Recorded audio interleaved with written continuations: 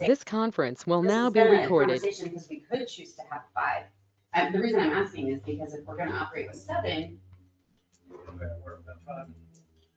I think maybe they're both in this room. But-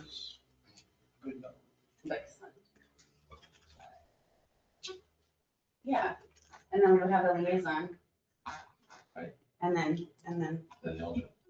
Well, the alternate's no. well, now, that would potentially put us at seven without like an alternate. So I think we need to decide whether or not we want seven or five, because we have currently two good candidates. Five and that's with an my alternate opinion. or seven, no alternate maybe, Dave? Yes. When I said, You think I that's picked him, I do. And then somebody told me Erica applied too, and I was like, well, I can't have some enthusiastic. You didn't see my resume? No, he didn't. It's not his fault. He did, there, I saw it. I'm sorry, I didn't. that's not the I'm resume he's just not thinking concerned of. with their good. What? I'm concerned with your good. What does that mean? I I have very good You judgment. might get some credible candidates with proper Yeah, backgrounds. yeah. You know, Subject to, you We might. put it in perspective. might not need a funky like me, I don't know. Well, then we met Mr. Chambers last week. Mhm. He was, yeah.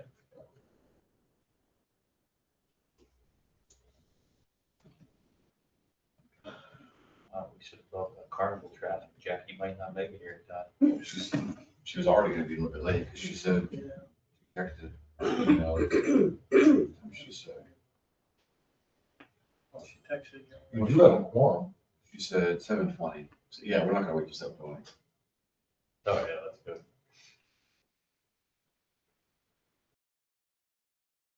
All right, let's go ahead and get started. So, are we good? Okay, so, this is the Boonesborough Town of Boonesborough Planning Commission. It is May 28th, 2026. It is 7:02 PM. Start with a roll call from my right. Carmela Smith. Yeah, Harvard. David Parmalee. Eric Kitchen? Then we know that Jackie Crow is going to be late. She's in traffic, so she's going to be here next 15, 20 minutes, but we'll start. Last time we met was on April 28th. The meeting minutes were attached to the agenda. So many folks had a chance to review. Did anybody have any corrections, deletions, comments on the meeting minutes?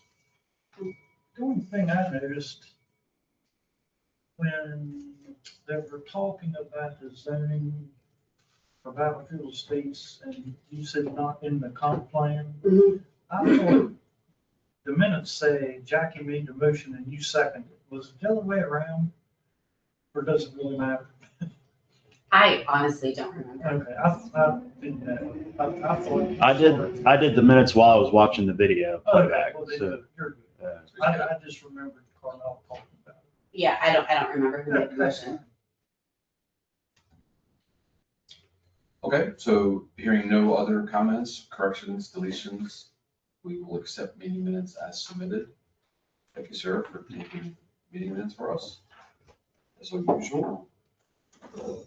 First item on the agenda, are we gonna shift anything around with Jackie? Or we I should don't keep think that? so. That is like all the way back here, so we have several things to discuss. Yeah.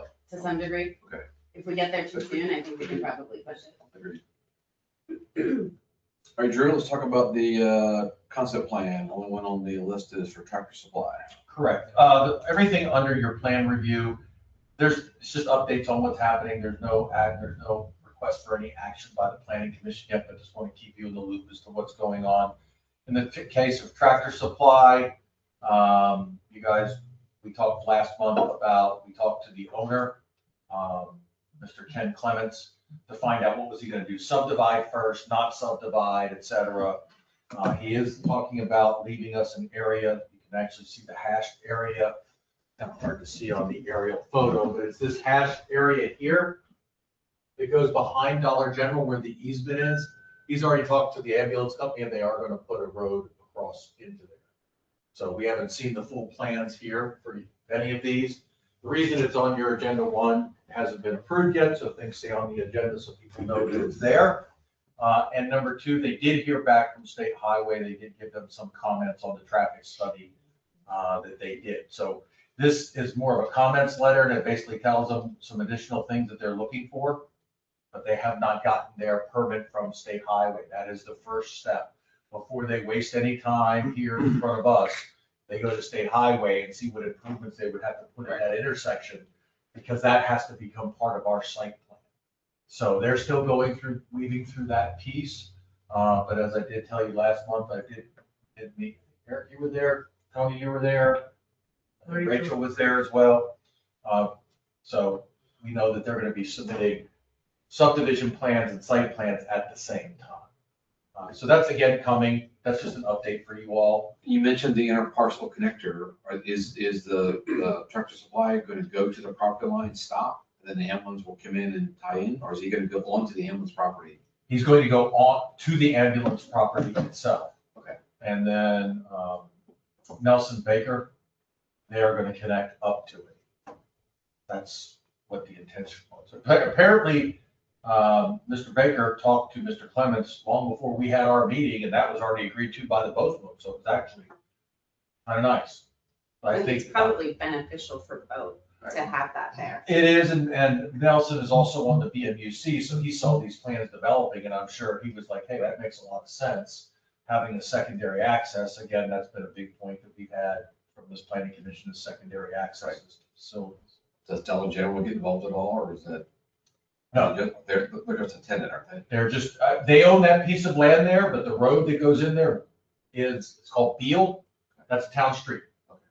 Now, right now, that town street only goes to, But it's off their property. it came off of there, yes, that's correct. So what we're gonna end up with, and that's one of the things that we certainly are gonna have to think about from a planning commission, and that is, we're gonna have a road that just goes up here and stops. Now, it's gonna feed Tractor Supply. Tractor Supply is probably gonna have multiple entrances. We saw that on their preliminary site plan. So the road makes sense. But this is one of those times when you're kind of sitting here thinking, you're looking at this aerial photograph and you're like, what would we ever do with a road, a town street that went this way? Would we do anything? Would we not?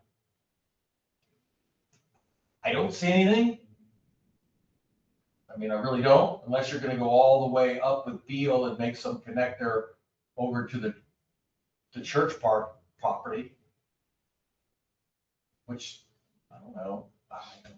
You know what I'm saying? I don't see a logical place for the road to go. I think it just eases access to those three parcels, the ambulance, the expanded ambulance, and then Dollar General, and then now Tractor Supply, just eases traffic flow in and around there. But you're right, until something is put behind it, and we don't really own anything, well, we don't own anything. And does it make sense for us to tell them to extend Beal to the edge of the property? Is there anything realistic that it would ever connect to? You know, the more I stare at that, and Cochran's is right there. Eric, you said Bowman isn't gonna sell anytime soon. He has no interest in that. Didn't that field on the other side, didn't that just, Mennonite just bought that? This area here, I think they just bought this. Right. So I mean, again, is it realistic? Is it not realistic? Nothing's jumping out at me that says, hey, here's an opportunity to connect a road system and make things better. I see Yeah, and nothing.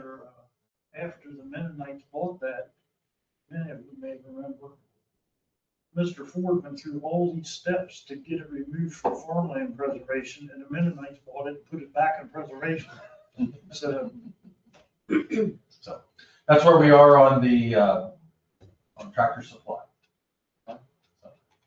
So what do we think we're gonna get comments back, not we, they, and comments back from the state? That's the longest pole in the tent, isn't it? I would say at least another month before they do the additional requests that they had, and for the state highway to review it and then get back to them. If we have it by our next meeting, I would say that's possible, but it's probably more likely 2 meetings from now. State highway, those traffic studies are pretty engrossed. They take a while to review. They really look at them hard because they know it's their only opportunity to get anything on that road if they need a wider area or something else. So. I mean, I don't see them doing anything other than widening it, right? I mean, you're not gonna put a light there. I don't see it right in, right out, that helping anybody. I don't see that either. I mean, I think what might happen realistically is State Highway may reduce speeds there sooner. Because right now you pop, basically from Mill Point all the way until really you get to Dollar General. No one was really turning, but now you got Vanish, now you got Inferno, now you've got Dollar General, which does generate traffic, you've got the M&T Bank. You put a Tractor Supply in there, I don't think it warrants a signal, but you're gonna want those speeds not up around 45 miles an hour because you're gonna have a lot of people making left-hand turns, right-hand turns, and so I think that you may see some geometric improvements there, meaning widening of lanes or adding XL. Are we gonna see lanes. a circle, For left turn lane. No. See a circle. the second? No, not You don't there. see them Yeah, I see a circling left turn everywhere. lane in, heading south or east, depending on. I see them widening and putting this, I hate it when I say this, but putting in a suicide lane. Yeah. The center turn lanes, Mhm. anyone that's making a left-hand turn in either direction can go. That would be a likely one because you've got the old Napa, old grocery store, you've got the what, pharmacy. I mean, it's bang, bang, bang, bang, bang, but none of them are close enough to tie it to the light. Yeah, So, I mean, that may happen. That may be something that they load out there. So we'll see what happens. And they would be coming for site plan approval at that point. Once they know what state highway is gonna require of them out on the main road, they can finish up their plans. You're pretty much gonna be looking at the exact same plans that you've been seeing. The question is gonna be, what kind of road configuration changes and stormwater management requirements are gonna suddenly generate it? So let's say they said, oh, you gotta put a decel axle lane all the way from here to here. And you gotta widen this side from here to here. Now you just increased all the asphalt by 30,000 square feet. And now you gotta put in a bigger stormwater management pond. So now they don't need this big a site, they need this big a site because the pond, and those are the things we don't know yet. So that's why they start with the state highway first, because that dictates a lot of times how they're gonna treat the stormwater management internally on their facilities. So do that first bullet on the state highways report Mhm. really is referring to what you were just talking about. They would reconfigure the road as opposed to moving the building or something. Correct. Do you have enough asphalt? And you do. I've measured it, but do you have enough asphalt out there? If you took the shoulders away, could you put a center turn lane in? You can't. State highway doesn't like to do that. They like shoulders. Shoulders are there for a reason. They serve a purpose. They do it if they have to, but they typically look at a situation like this, well, you guys are making the improvement, you're causing the impact, therefore you pay. And that's basically the same mentality we use when it comes to town streets, street lights, sidewalk, curb and gutter, and so. I'm gonna ask you a stupid question. That bullet I'm referring to talks about may need to revisit clearance for WB 67. I assume that means westbound. What the heck is 67? Is that some number on their drawing? They're not referring to Route 67. Oh, yes, they are. Well, how is that? I'm not following that then. Y'all see what in there? I don't get, what does Route 67 have to do with this out here? I think they mean westbound alternate 40, don't they? I don't think so. Really? The 67's Lavin Road, isn't it? No, No. 67's out here, Easterton. Believe it or not, I've actually seen State Highway make developers study intersections 2 or 3 miles away from the site. Well, If they if think it's gonna have WB an means impact. westbound, 67 is east if you're turning out of Right. there. So I I don't don't know. follow that.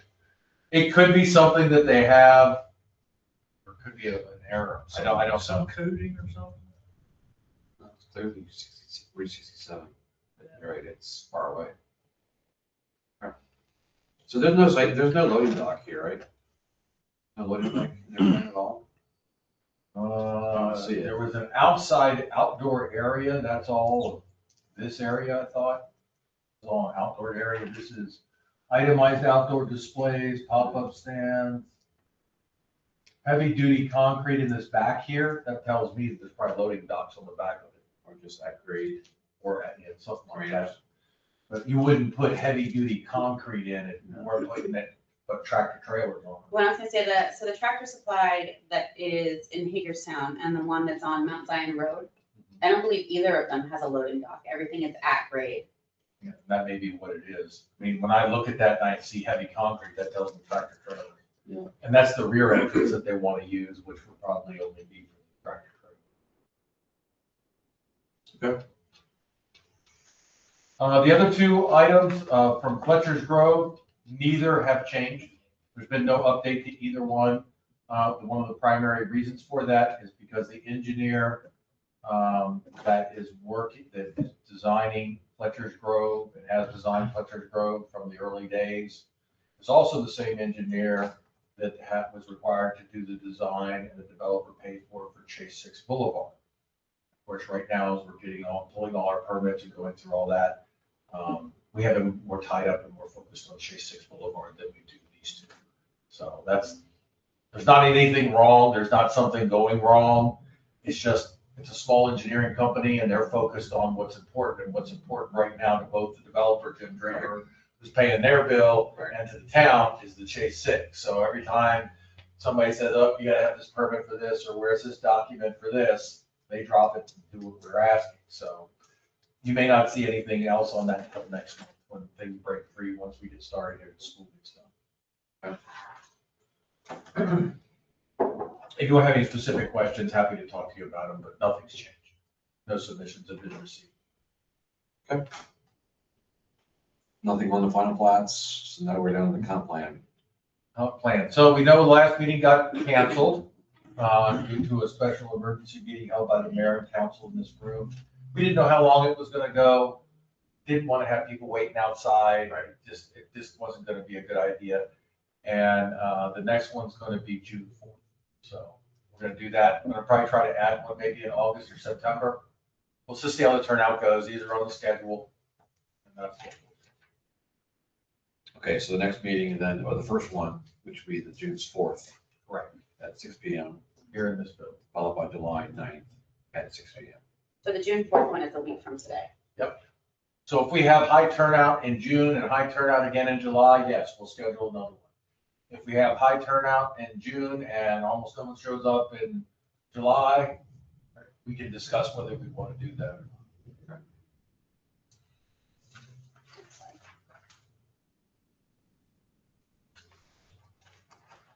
And I saw you had a PowerPoint ready to go, so that's all ready to go. No Sure. changes to it. Okay. All right. Moving on to old business. Town attorney review of text amendment site plan process. We talked about this last month. You asked to see the attorney's track changes. You wanted to see the comments that were made. So it starts with my memo that went to you all. And then it has that draft language and you can see the town attorney's comments on there.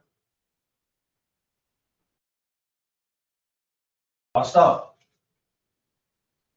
So the big point of this proposed change clarification, or it's called a text amendment. So the town already has existing laws on the books about what constitutes a site plan and who has to file. We went through this some time ago.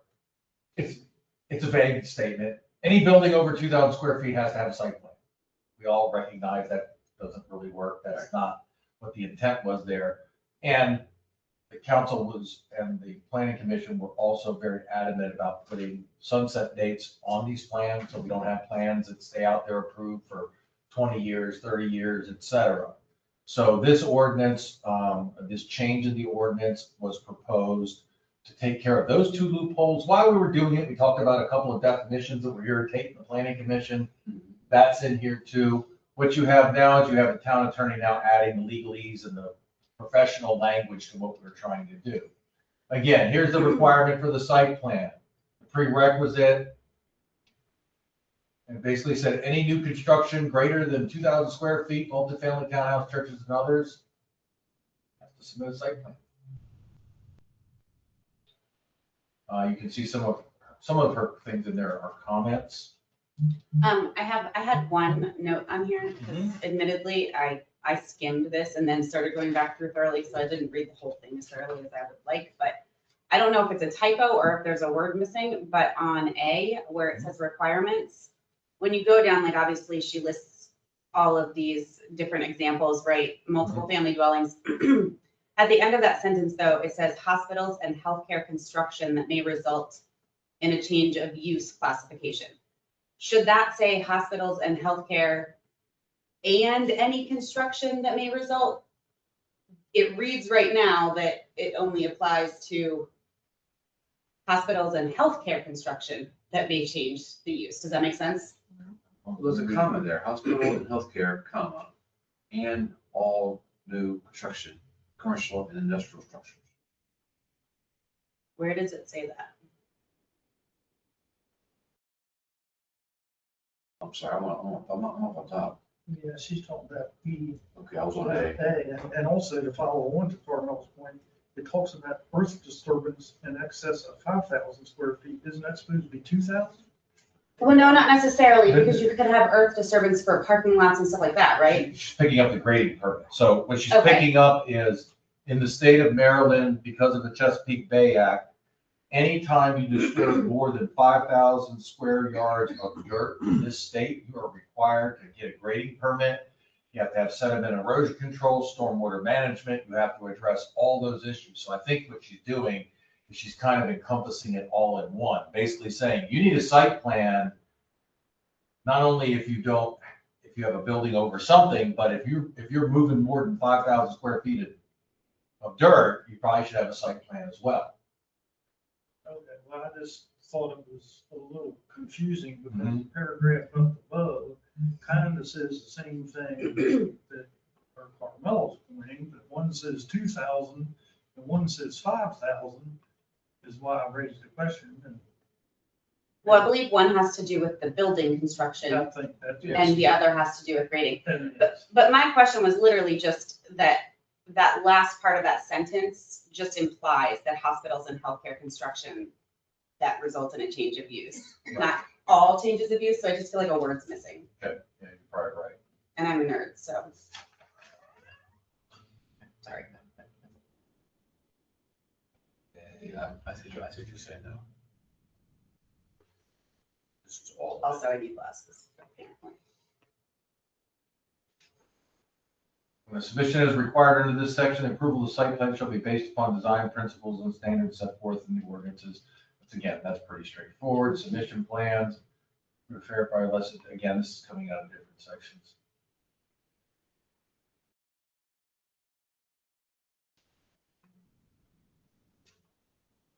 there's a typo there in C and D. Is that where you're at? Yep.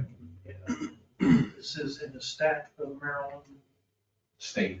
Yeah, Well, it says review, it's missing a W. right, missing a W.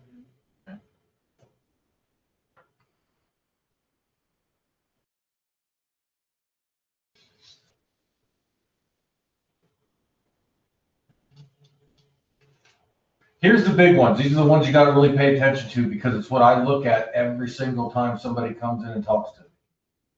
What constitutes a site plan or what triggers a site plan? So this section here really matters. So are these criteria okay with you? One, this would be somebody that wants to do something to their property, but does not have to file a site plan. There is no change in the amount of parking needed. Right? So, and they have to meet all of these conditions, That's what I not thought, just one. The use or intensity, density has not changed. There are no exterior structural changes or additional structures to be erected on the parcel. What you see is what you get. The building or use has not been grandfathered. That's taken out a lot of stuff around here, just letting you know. And it's done on purpose because sometimes the grandfathering gets so old, it's not even relevant anymore. It causes more headaches. Do you need a list of things that's been grandfathered? Others, and or the definition. There's zoning definitions when people file for stuff, so it's in the file. So if somebody granted and said, you didn't have to file a site plan because you're grandfathered. Okay, what's the grandfather, figure out what it was, what was granted, et cetera. The last one, all existing regulations for the zoning district in which the property are located are met.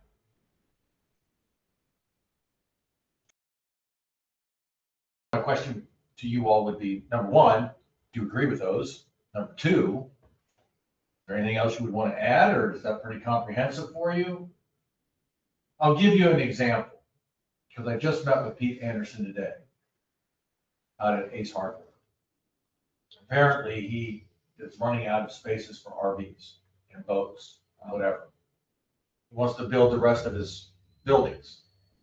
So he's looking at buying the piece of land next to him and just putting in a big gravel lot to park RVs. Let's think about this. This is a great example. Not building a structure. No, It's not but putting the asphalt in. density still changes. Does it? There's no Yeah. people living there. It's not about them living there though. The use, there's more traffic generated, that But means he, more but he people has living RVs out. now. Do you see Yeah, where I'm I going? do. I guess I'm curious what he's been approved for, you know what I mean? Because this wasn't in He had- place before. Yeah, he has RV parking there.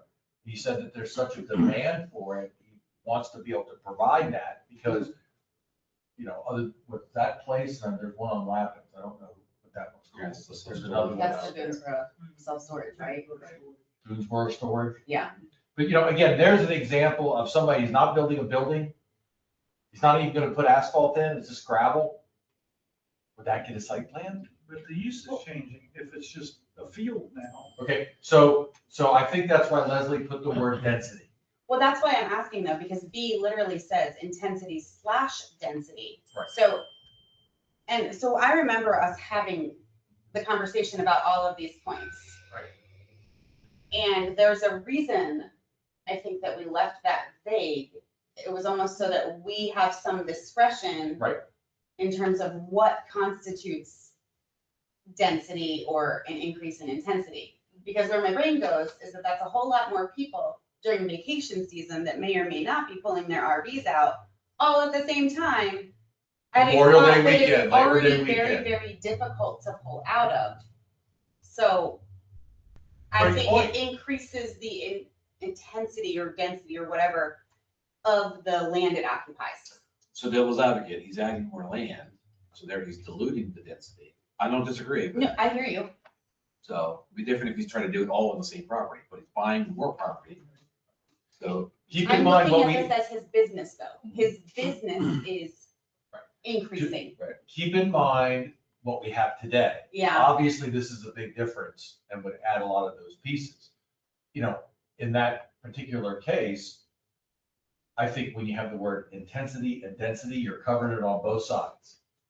It's not just about the number of people coming into the same building you have, it's also about how big the building is.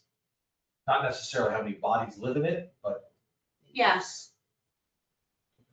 Well, then we always talked about if we start to create the list, we're gonna inevitably miss something. So this gives us the wiggle room that we can define and make our own judgment. And you all will find over time, as you find good intention ordinances that you draft with every good intention in heart has a loophole that you didn't realize. And you come back later and you ask the council to, change the wording so it fixes the problem. And that's totally normal.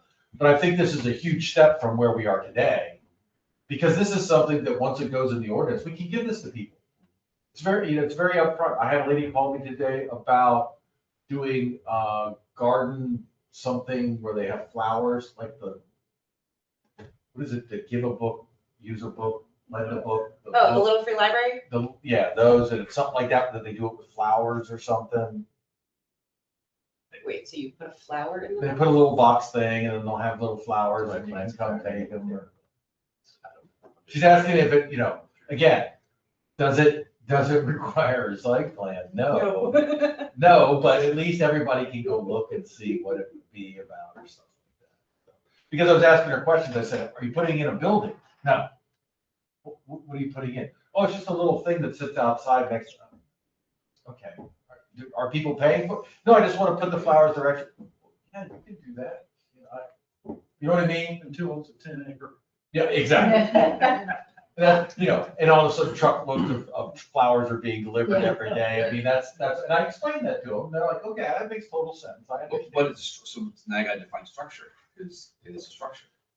Well, I'm using what the town has, that no permits are needed for any sheds or anything that are under 200 square feet. Okay. Which are all those prefab sheds you see. I have one question. So to your point, you brought up the density, right?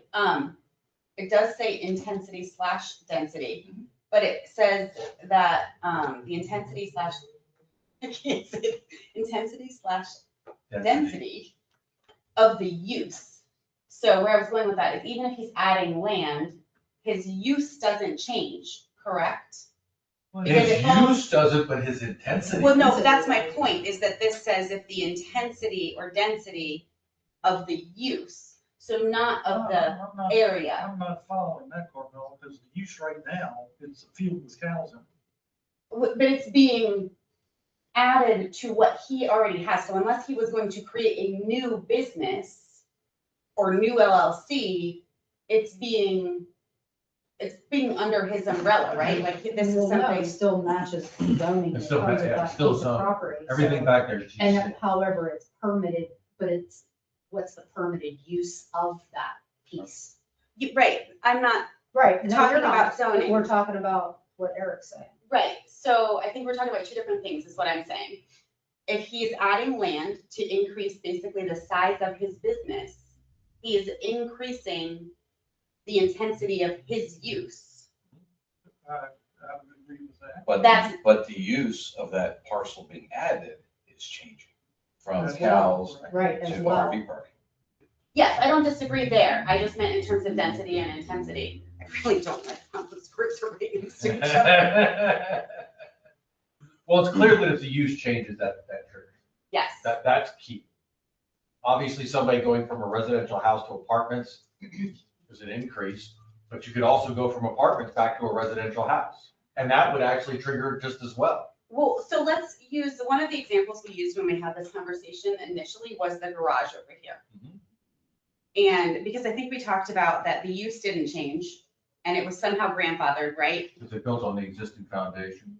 But the current, Yeah. like, intensity of their business increased because they're advertising them for rent. So it should have had a site plan. Does that make sense? Oh, yeah. Like, Correct.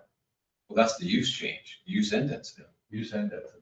Right. This would have picked And that up. structure. Intensity and density. different word. And quite frankly, it was that happening that generated this. Yes, I remember. So if I understand correctly, sorry I asked too many questions, but it's interesting stuff. So he would be required to have a site plan to get this field where the cows are, just to put some gravel down to park RVs. But 5 years from now, hey, I'd like to build buildings on there to park RVs. Still gotta come back for a site plan. That's a change of use. He's changing, well, he's changing density again. And intensity. Density. And intensity. The use isn't changing because he's already using it that way. Let me give it to you this What's way. the current use? It's a field with cows in it. What if he So what- so he solar already has Yes. to have a change. So, yeah, think about it this way. So if they submit before this becomes law, no site plan would be required. If he submits this after this becomes law, he would have to submit a site plan. Did you let Because him know that already? Did you let him know that already? I let him know the changes were coming. Yeah, he doesn't own the property yet. No, he doesn't own it. He's got to get it subdivided too. Right. But on his side, I do agree 100%. When you go back there and look at that area, it's completely screened off by the trees.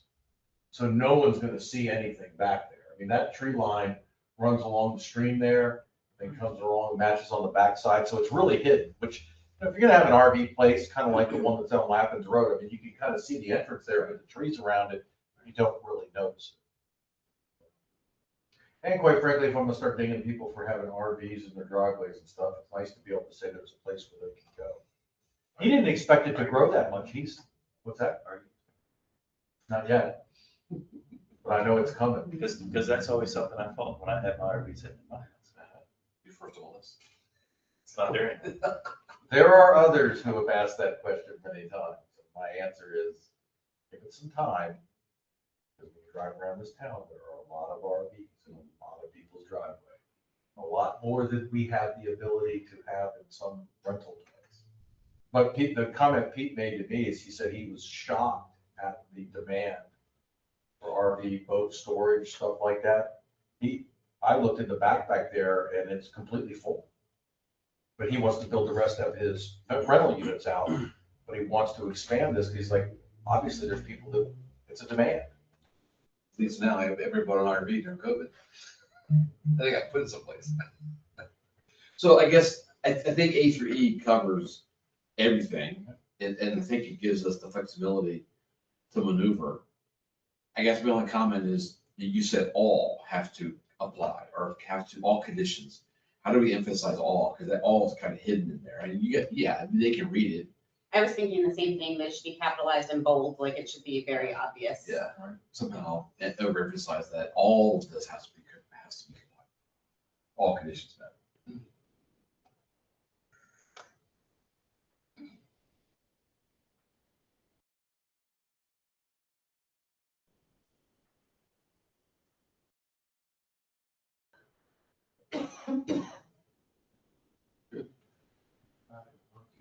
You guys always are gonna retain your ability to waive parking requirements. I mean, you have that ability. It really plays in when you get into the downtown, right? Where you have people that, there's no way on God's green earth they can make the parking. It's never gonna happen, but do you want the business? Blah, blah, blah. You guys know the deal. Right. Here you go. Washington County on residential requires 2 parking spaces for new build, correct? That's what's zoning. Okay, But yes, they require parking, yes. Okay. Different amounts for different uses. Okay. This is the one that, I care about a lot because it cleans up a lot of the records. All site plan approvals shall automatically expire after 3 years after the date on which the commission approves the site plan unless substantial construction on the site is valid has begun prior to expiration of the site plan. In the event a site plan approval was obtained for the plan prior to the enactment, this is the key one, such site plan shall expire 3 years after the date on which this section was enacted. So everybody that's out there with an approved site plan, if and when the council approves this law and it's signed in, that's their date. They have 3 years from that date. If they don't do anything, the site plan's null and void. So I guess that first sentence, unless substantially construction of the site improvements have begun. They have to have pulled permits and be moving dirt. They go out there with a shovel and move the dirt and say, do I need for a reset my 3 years? A substantial completion in the A&E world means you're almost done. You're done. So can't we say unless substantial completion, comma, blah, blah, blah, blah, blah, blah, blah, blah, blah? I guess we need to define what that means. Yeah. What's the minimum that they got to start? Meaning, yeah, comma, meaning. Don't leave anything up for interpretation. I don't know what the language needs to be, but I think we just need to define that. Jackie just said, blah, blah, blah. Yeah, blah, blah, blah, blah. But you said it, Drew, permits, Permits. Site. I got into this one time in my previous life and there are a couple of, in every county you have these guys that are home improvement guys that don't, drag stuff out forever and they know how to play the game. And I know some of this wording comes out of legal fights from some of these people that do these kind of things. But let me ask Leslie to say, hey, can we get some clarification on expirations?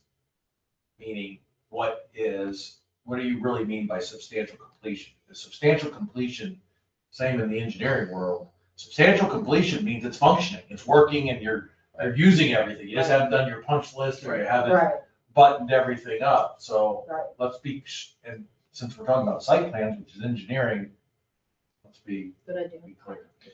Drew, as you know, the discussions you and I had relative to TT&K, Mhm. continued development. Right. Well, what the heck did that mean?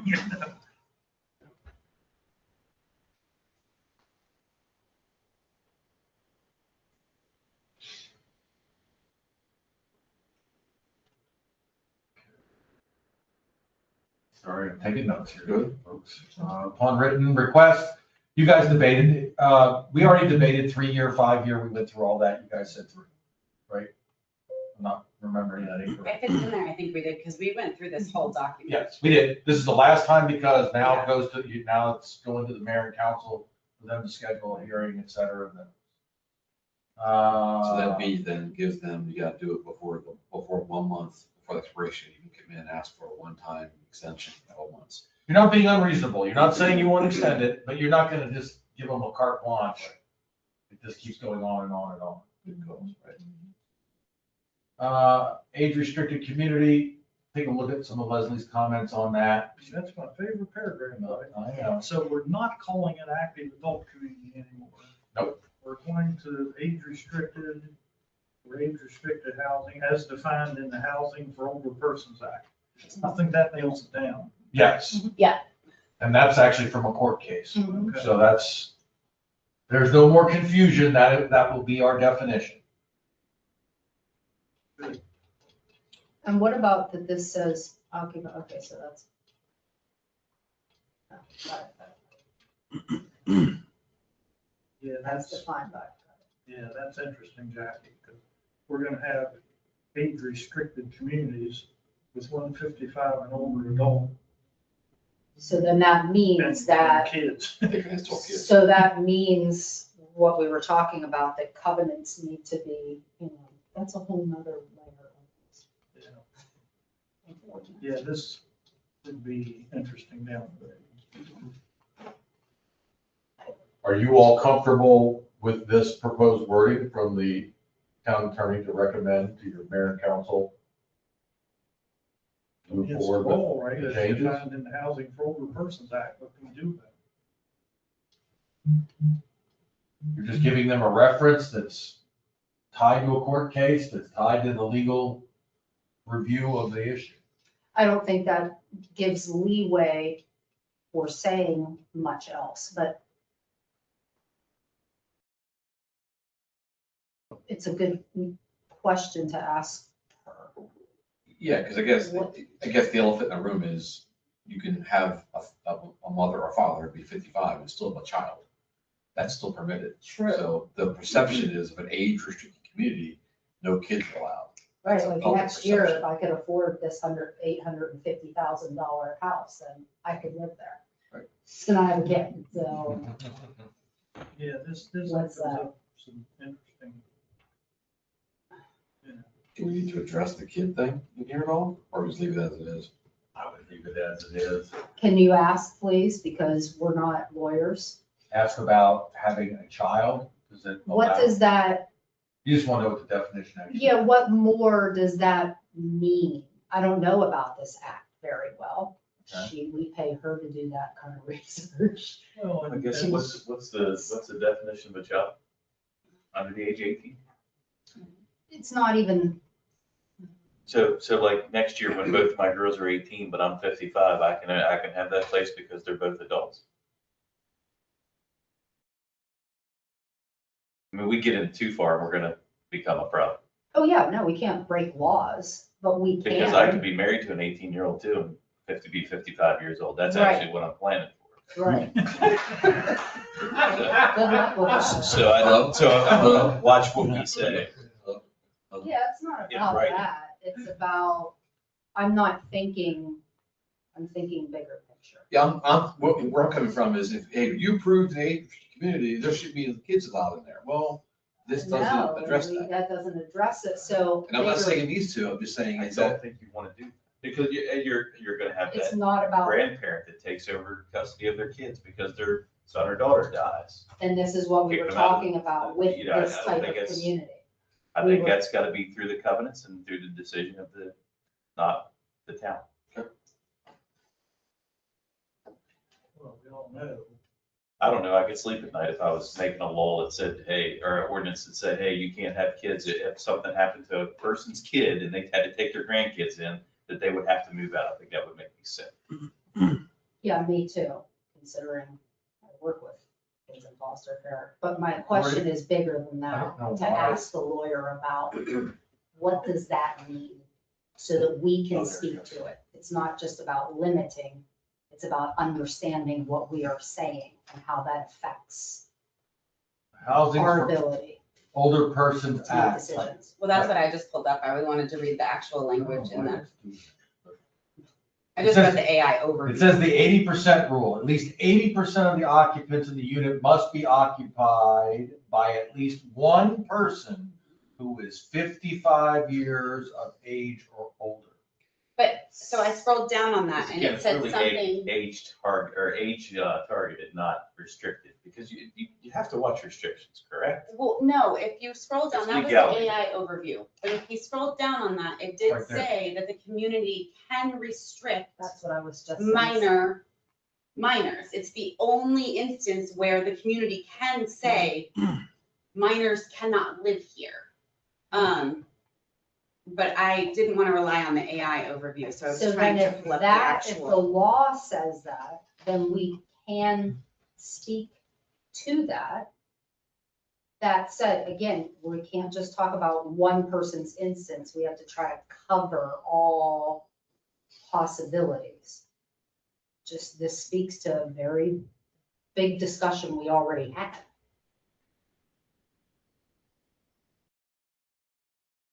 So what's the lawyer's input? Because we are not lawyers.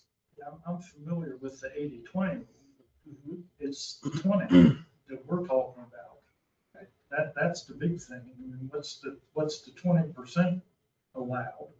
Under 18, over 18, what is it? And in development, where is it appropriate for us as a town in an ordinance to write that what we expect covenants are what we expect covenants to include? Because we're getting into a world where we haven't been in. We've had these little small developments. Now we're looking at bigger developments coming in. How do we address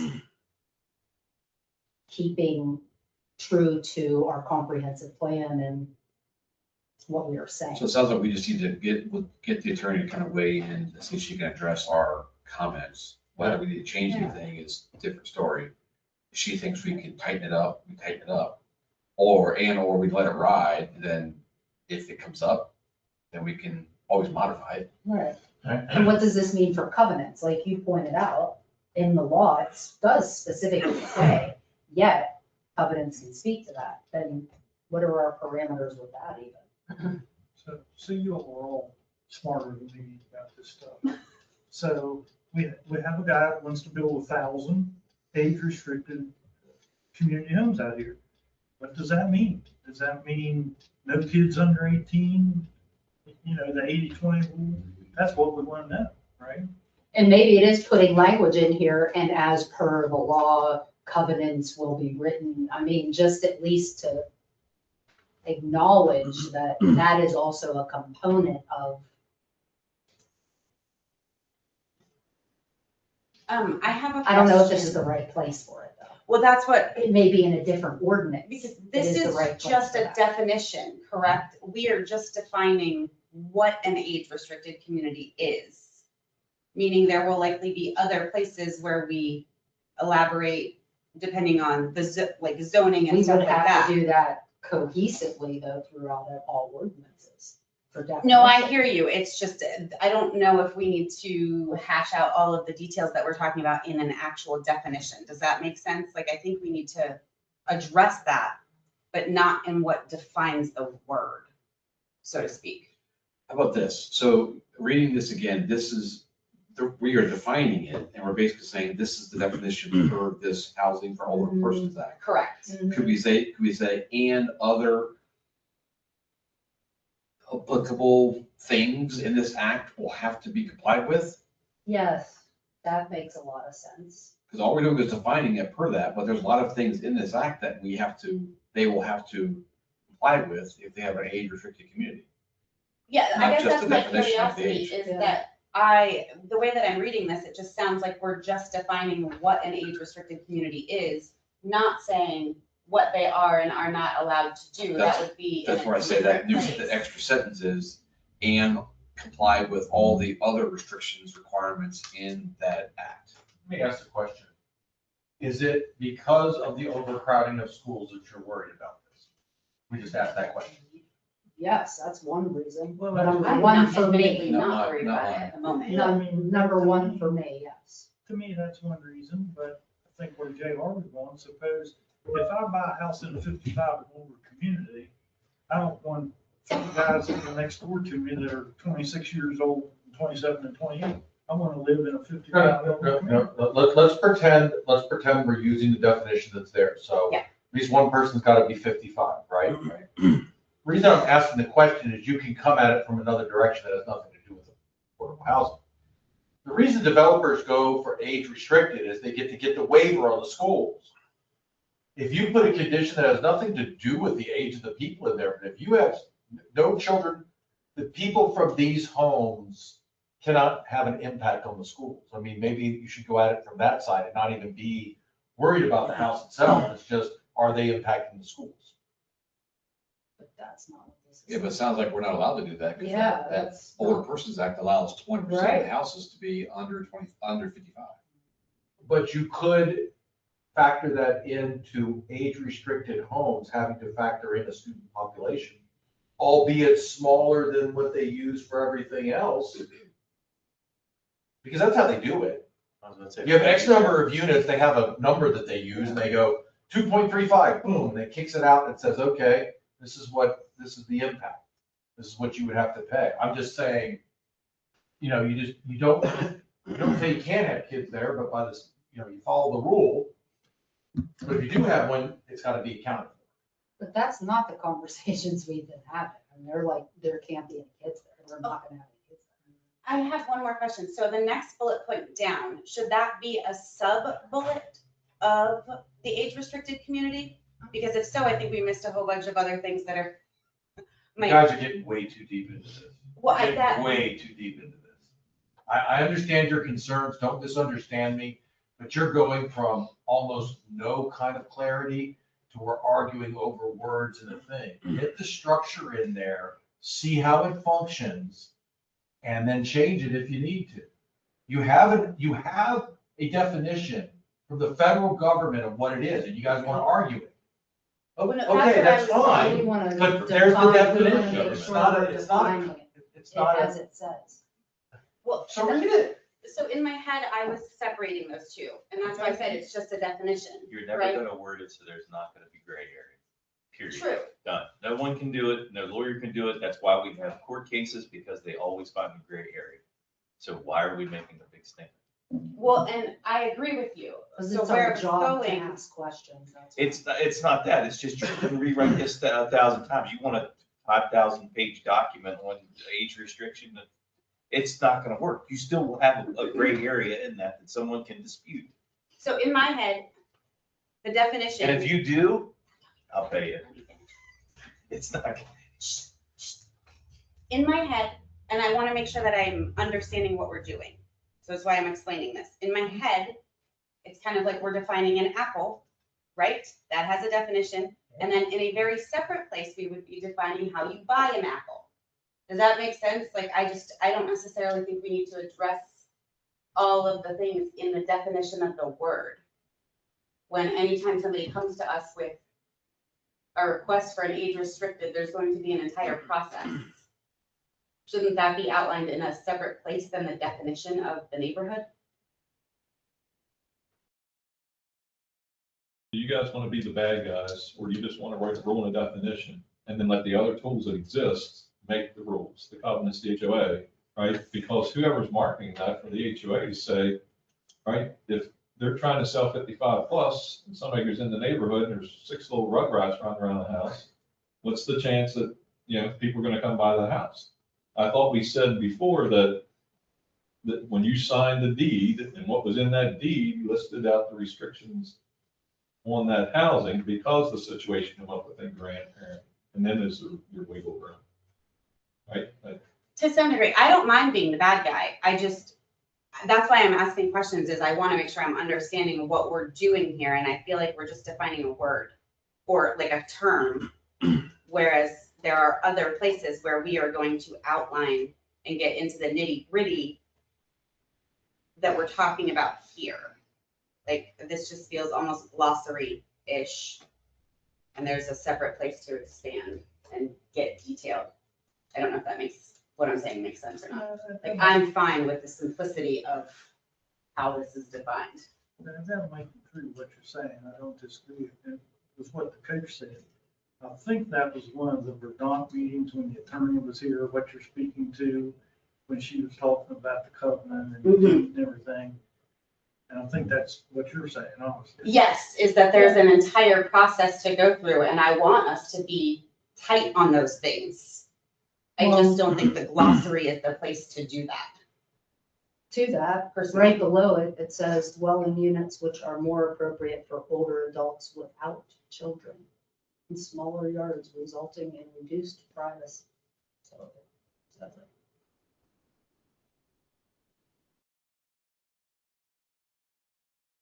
Well, that's why I brought that up. I just noticed that those were like, Open space and recreation areas, pattern of development, preserves trees. It's So I pretty, agree, I think we it's are, pretty poignant. yeah, so to Camilla's point, we are embedding this into the definition glossary of this document. Do we need to define this age restriction community and reference this Housing for Older Persons Act further elsewhere? If we do, I don't think we need to discuss. it Or right now, if it's, we're because it's going to already a be law, we discussing all of these things. need to reference it. We're trying to define what the age restricted communities are. I think what this is saying is this is how we define age restricted. Yeah. It's how we define it. We're gonna follow the federal government's jury. Yes, You could write your own. The town could say, I'm gonna do my own, but this is giving something that somebody else has already. honestly, I think a lot of this discussion stemmed from the fact that the next thing down really should be an indented bullet so that it looks like it's part of what we were talking about, because we're all like, I think this it's needs supposed to be. more. I think it's supposed to be, because it can't be, It's not Attributed. Yeah, it standalone, should be right? Like, indented and then the other ones below it should be indented. but I didn't even notice it, and so we're all thinking the paragraph is too vague, and it outlines a lot of other things. Like, just kidding. You just wasted like 15 minutes of your. It's all right. I'm just That's what this is about. That's what this is about.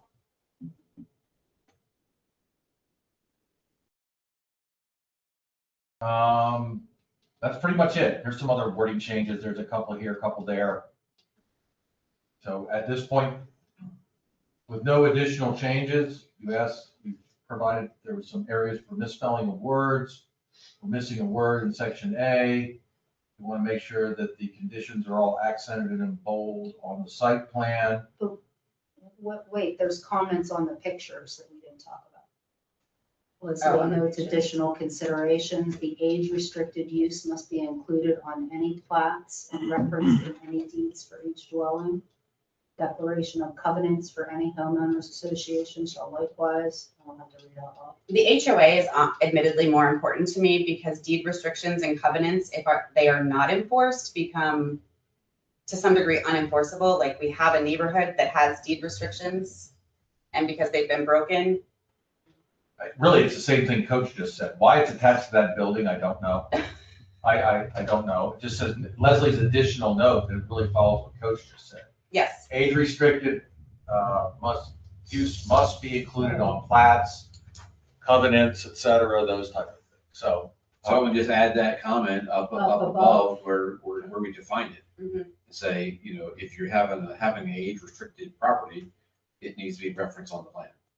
Right. That forces the developer to enact an HOA with covenants restrictions that further defines it. Okay, so clarifying, we're gonna move her comment up to a bullet point underneath The definition. the definition. Correct. Yeah, I don't even understand how the comment ended up down there. Yeah.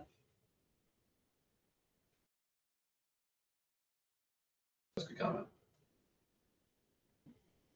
So that's what we did not waste 5 minutes in positive discord.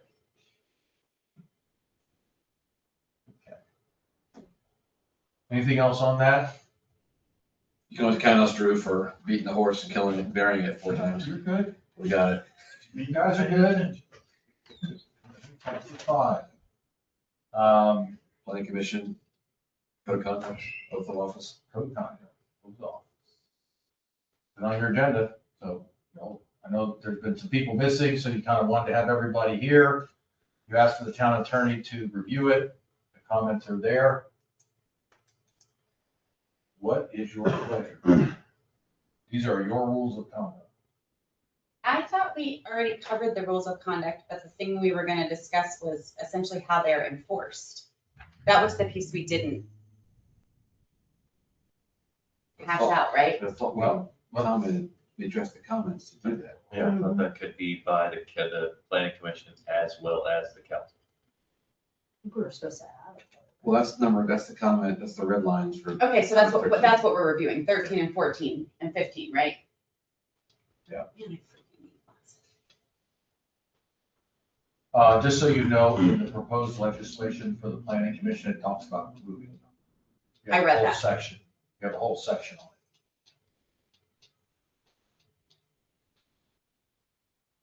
I see she added there 12 and 13, the thing about the ex officio member, I mean, she's talking about the liaison.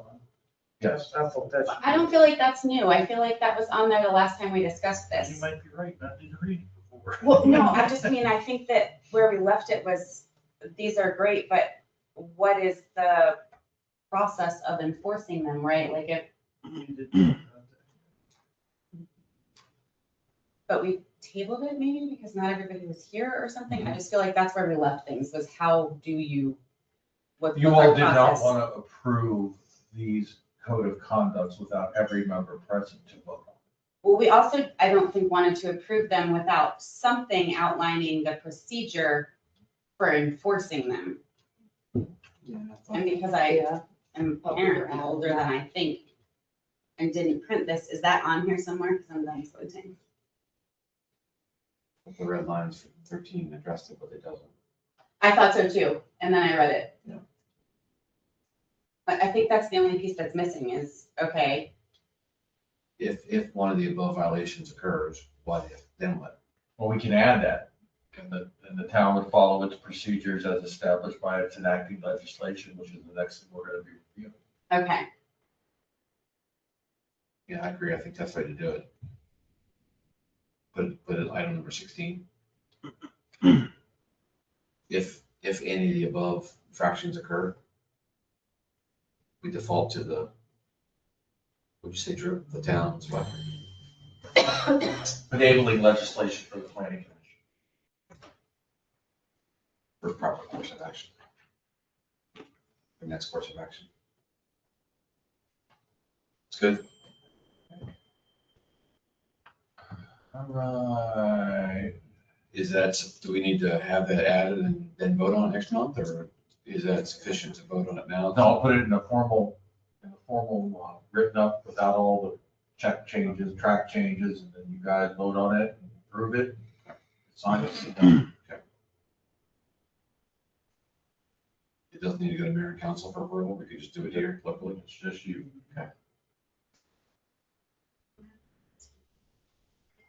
That works. Okay.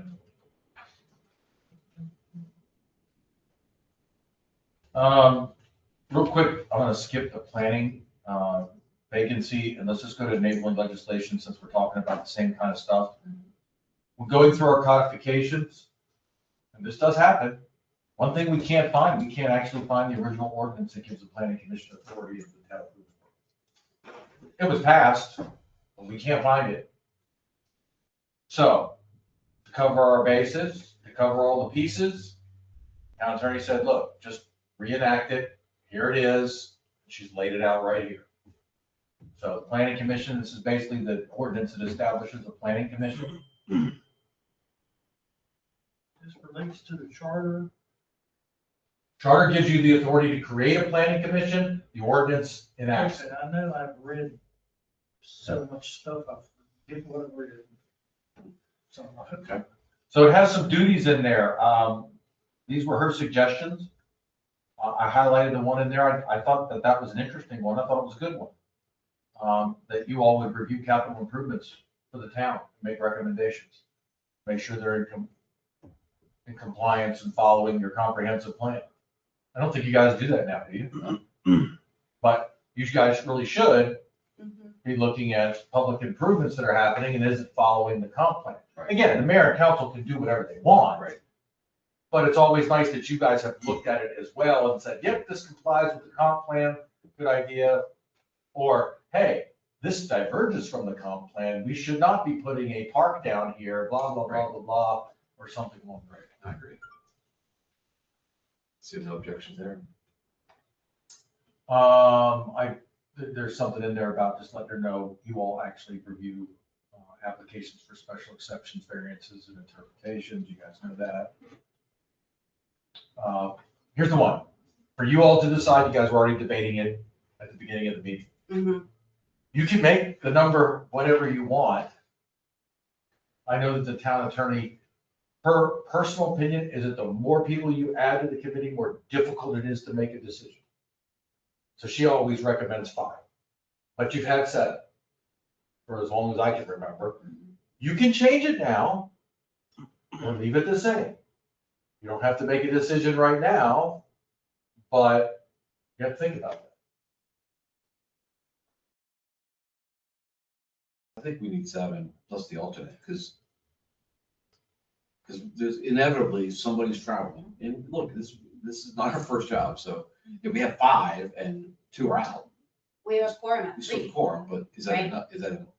4, okay. You have 1, 2, 3, 4 here. That's how you got to start. I think we need to keep operating at 7. I really do, because as we continue to grow and we need more voices, 5 is not enough in my mind, because inevitably we're gonna have 1 short. So 7 plus an alternate. Right. I think so. Anybody object? No. That's how we've been operating for how many years? And we've always struggled to keep 7, but Well, and I think because of that, the alternate is important, right? If we had one that was up to speed on everything that's going on, then, for example, when Travis decided to step down, we have somebody to just come right in and we don't have to catch them up on everything. so the plan would be 7 plus the alternate, so 8 of us would be here at all the meetings. Just the alternate can't vote unless Correct. one of the 7 is not here. So that was the point I was gonna raise. The responsibility of the alternate is to be here. Is at to all be meetings. present too. And alternates can ask questions, they can pose questions. It's just when it comes to the vote, they can't vote. Unless one of the 7 Is not there. Which is 98%. Right. Yeah, especially It's in a lieu little of how Valuable. life is lived. A little bit down below membership, you get the removal of a member. So that's what we were just talking about a minute ago. So let's say something in your code of conduct happened, you recommend, hey, mayor and council, please address this with this planning commission member, we think they should be removed. This is what they would look. Maybe removed for under incompetence, misconduct, failure to attend at least 50% of the meetings during any consecutive 12-month period. You guys, think about that. You're not having to make a decision tonight, but I'm just saying that's one that you guys can decide. What's a reasonable amount of missed meetings? Well, a lot of people traveled that have been on our planning commission. We had 3. Yeah. You, Travis, Scott. Right. You know, But I also think we should really follow through with opening it up to being able to attend, online, really. I'll check with Leslie on that. You know, before COVID, you were not allowed to have public meetings online. That was forbidden. That was considered a violation of the open meetings law. They, of course, waived all that stuff during COVID, and I don't know what happened legally after that. Did it revert back to you can't do that? Or now that everybody has it, I think everybody's using it. So let me ask her about that. I'm not 100% sure on that. Well, and I know we don't have to vote on anything tonight, but so I agree with that to a point, right? Like if I just don't want to get out of my pajamas, I Well, probably, that's different. do you know what I just think we should have some When you're- sort of language in there was all. But like if you're coming back from an Yeah, outfit, maybe I could have Maybe just you just go stayed, to a coffee you know, shop. yeah, and just sat there and not been 20 minutes late and done. Should be like special circumstances, Yeah. unusual circumstances. work- It's not the norm. Related, Right. family emergency, something. Well, if I'm traveling and I Yeah. want to participate, I can Right. then call in if it's call-ins available. But yeah, to say that, I don't think I've ever missed 6 meetings. That would be 50%, but inevitably I'm going to miss 2 or 3 a year. Yeah. You can't prevent that. right. But that's under the 50%, so I'm okay. Well, that was gonna be my next thing. So on number 3, my only question on that is, this doesn't happen all the time, but we've had special meetings, right, like where we've added a meeting. Mhm. Does that count? So like, let's say last year we had 15 meetings.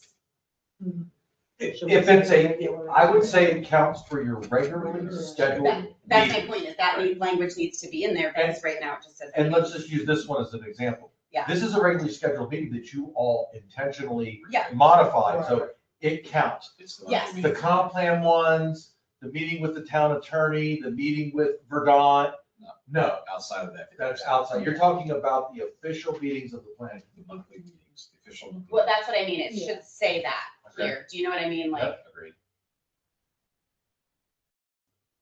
conviction of a felony, whoa, Not charged, JR? not look at charged, you, man. just convicted. Harsh. I think charged might fall under criminal activity, maybe, or suspected criminal activity.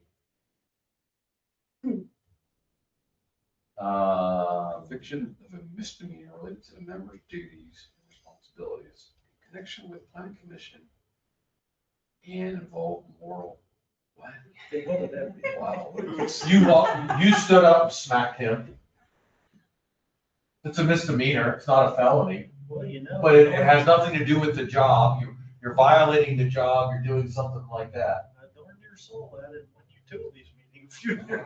I think it also happened at a Boonesboro Keedysville meeting one Yes. time between two mayors. I was, oh, yeah. that was years ago. Are people fine? Huh? Are people fine? Like, is Me that, and Al, remember?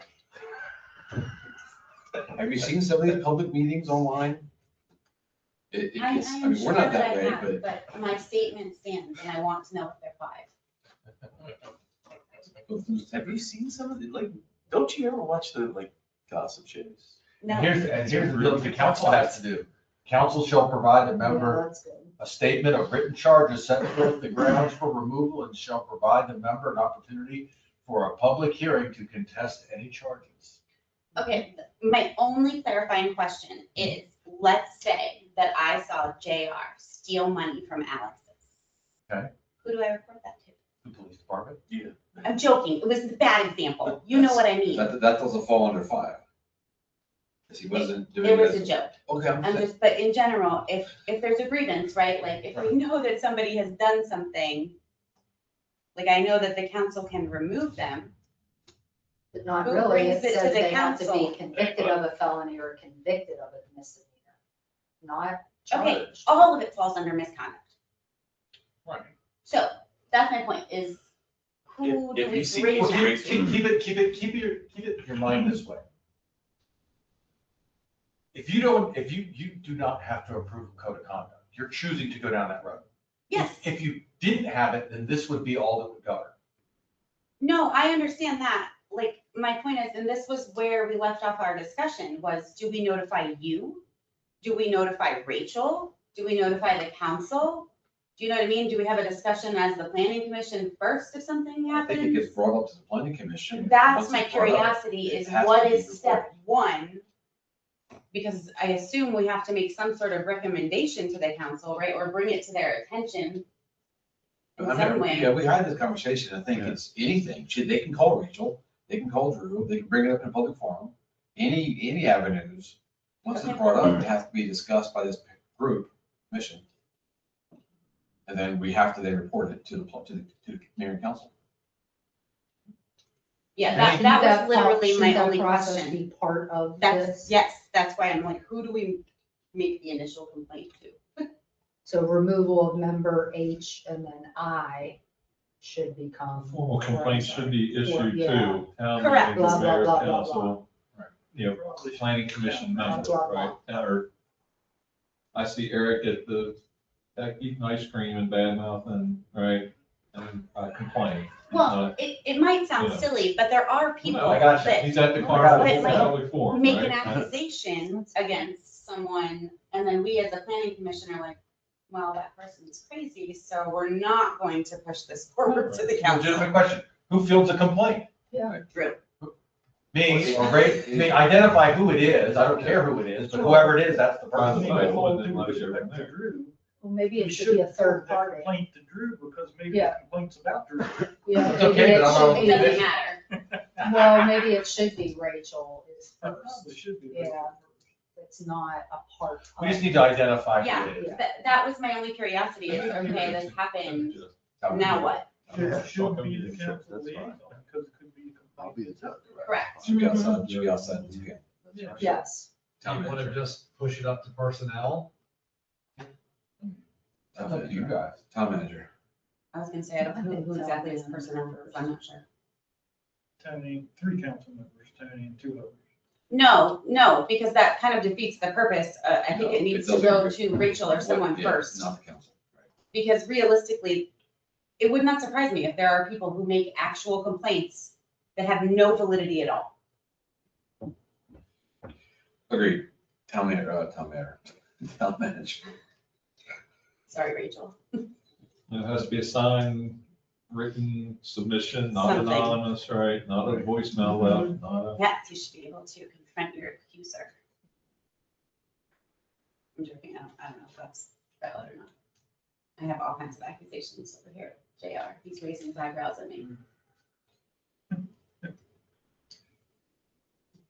He's working on his exit strategy. I can see him. He's practicing self-control. So this is one I've never done, but Leslie feels pretty strongly about this. You should be swearing in people who are testifying on site plans. Now, we swear everybody in at Board of Appeals. Planning commission shall hold public hearings if necessary. When an engineer comes in, like Battlefield Estates, and he's gonna make a presentation to the commission, he's supposed to be sworn in. Okay, well, that needs to be elaborated on then, because this sounds like everybody needs to be sworn in. No. What she's talking about is somebody testifying on behalf, well, let's clarify it with her. Well, because when I first read it, I was like, everybody's gonna have to be sworn in, should we just get a Now, sign Board of instead? Appeals, at Board of Appeals, you are. Yes, I understand. Every single person there has to that testifies. Let me find out and just get that clarification. Cindy, you need to find testify. To me, testify is like, if you're coming in to give a presentation for a development, is that the same as testifying to your knowledge and expertise? I hear testify and I think expert. Yeah. And so maybe. Well, I think more legal, right? I'm testifying, not Who just you're speaking. saying, if the person that built this garage down here, Mhm. they were grandfathered because it was on the same foundation supposedly, Right, but if it wasn't, they would have had to come before this commission and be sworn in. if everything that we've looked at today got passed the way we've all talked about it, you're correct. Yeah. Because they're. You could bring them in for, you could go out there, dig up somewhere, verify it was incorrect, and basically say, look, you perjured yourself in front, your site plan is now no longer active, valid, et cetera. Because we're acting upon preliminary plans and or site plans. Well, but in the And case she of says that that, garage, it's considered quasi judicial, this is a law, they made it a law. in the case of that garage though, we didn't know that until after they were done building it and they put a for rent sign in front of it. So Right. what are the repercussions None. then? None. That's why we want to get this in place. So if it happened again, it was already in place, he would have to come in and say, I'm going to use it for this. And if he doesn't use it for that, Well, that's my point, is if he doesn't use it for that, but it's already built, like he's lied to us, we've let him build this under this understanding, like what happens if they lied and then they Well, they did rent it out? say they were gonna, it was for use by their renters, so that would have a full rent sign on it, and Drew has some letter about that. Well, but that's my point, is if, let's pretend that this had passed and they came in and they said it was for the tenants, so we agree. Mhm. And we allow them to build. Right. It's done, and then a for rent sign goes up. They've clearly perjured themselves because the use they Your said, site plan's now invalid. If you move anyone into that facility that's not a tenant from that area, it's $100 a day fine. okay, that was my question, is it becomes. what are the, so there's a becomes per enforcement. It diem becomes until you enforcement. rectify it. It's enforcement, and then there's the evidence to enforce it. Okay, Whether the town does it or not, that's up to the town. okay. Same thing I That was sent my to the, question. same thing I sent to the lady on Orchard about that, what she's doing. I said, hey, failure to follow this could result in $100 a day fine. we really don't want to go down the road of enforcement, so if you have questions, please contact me. Was that only in relation to her use? Yeah. Because at this point, we know that they're doing plumbing and electrical work without a permit. And that's, we notify the county about that. Okay. We're digging around. You did already, or we do?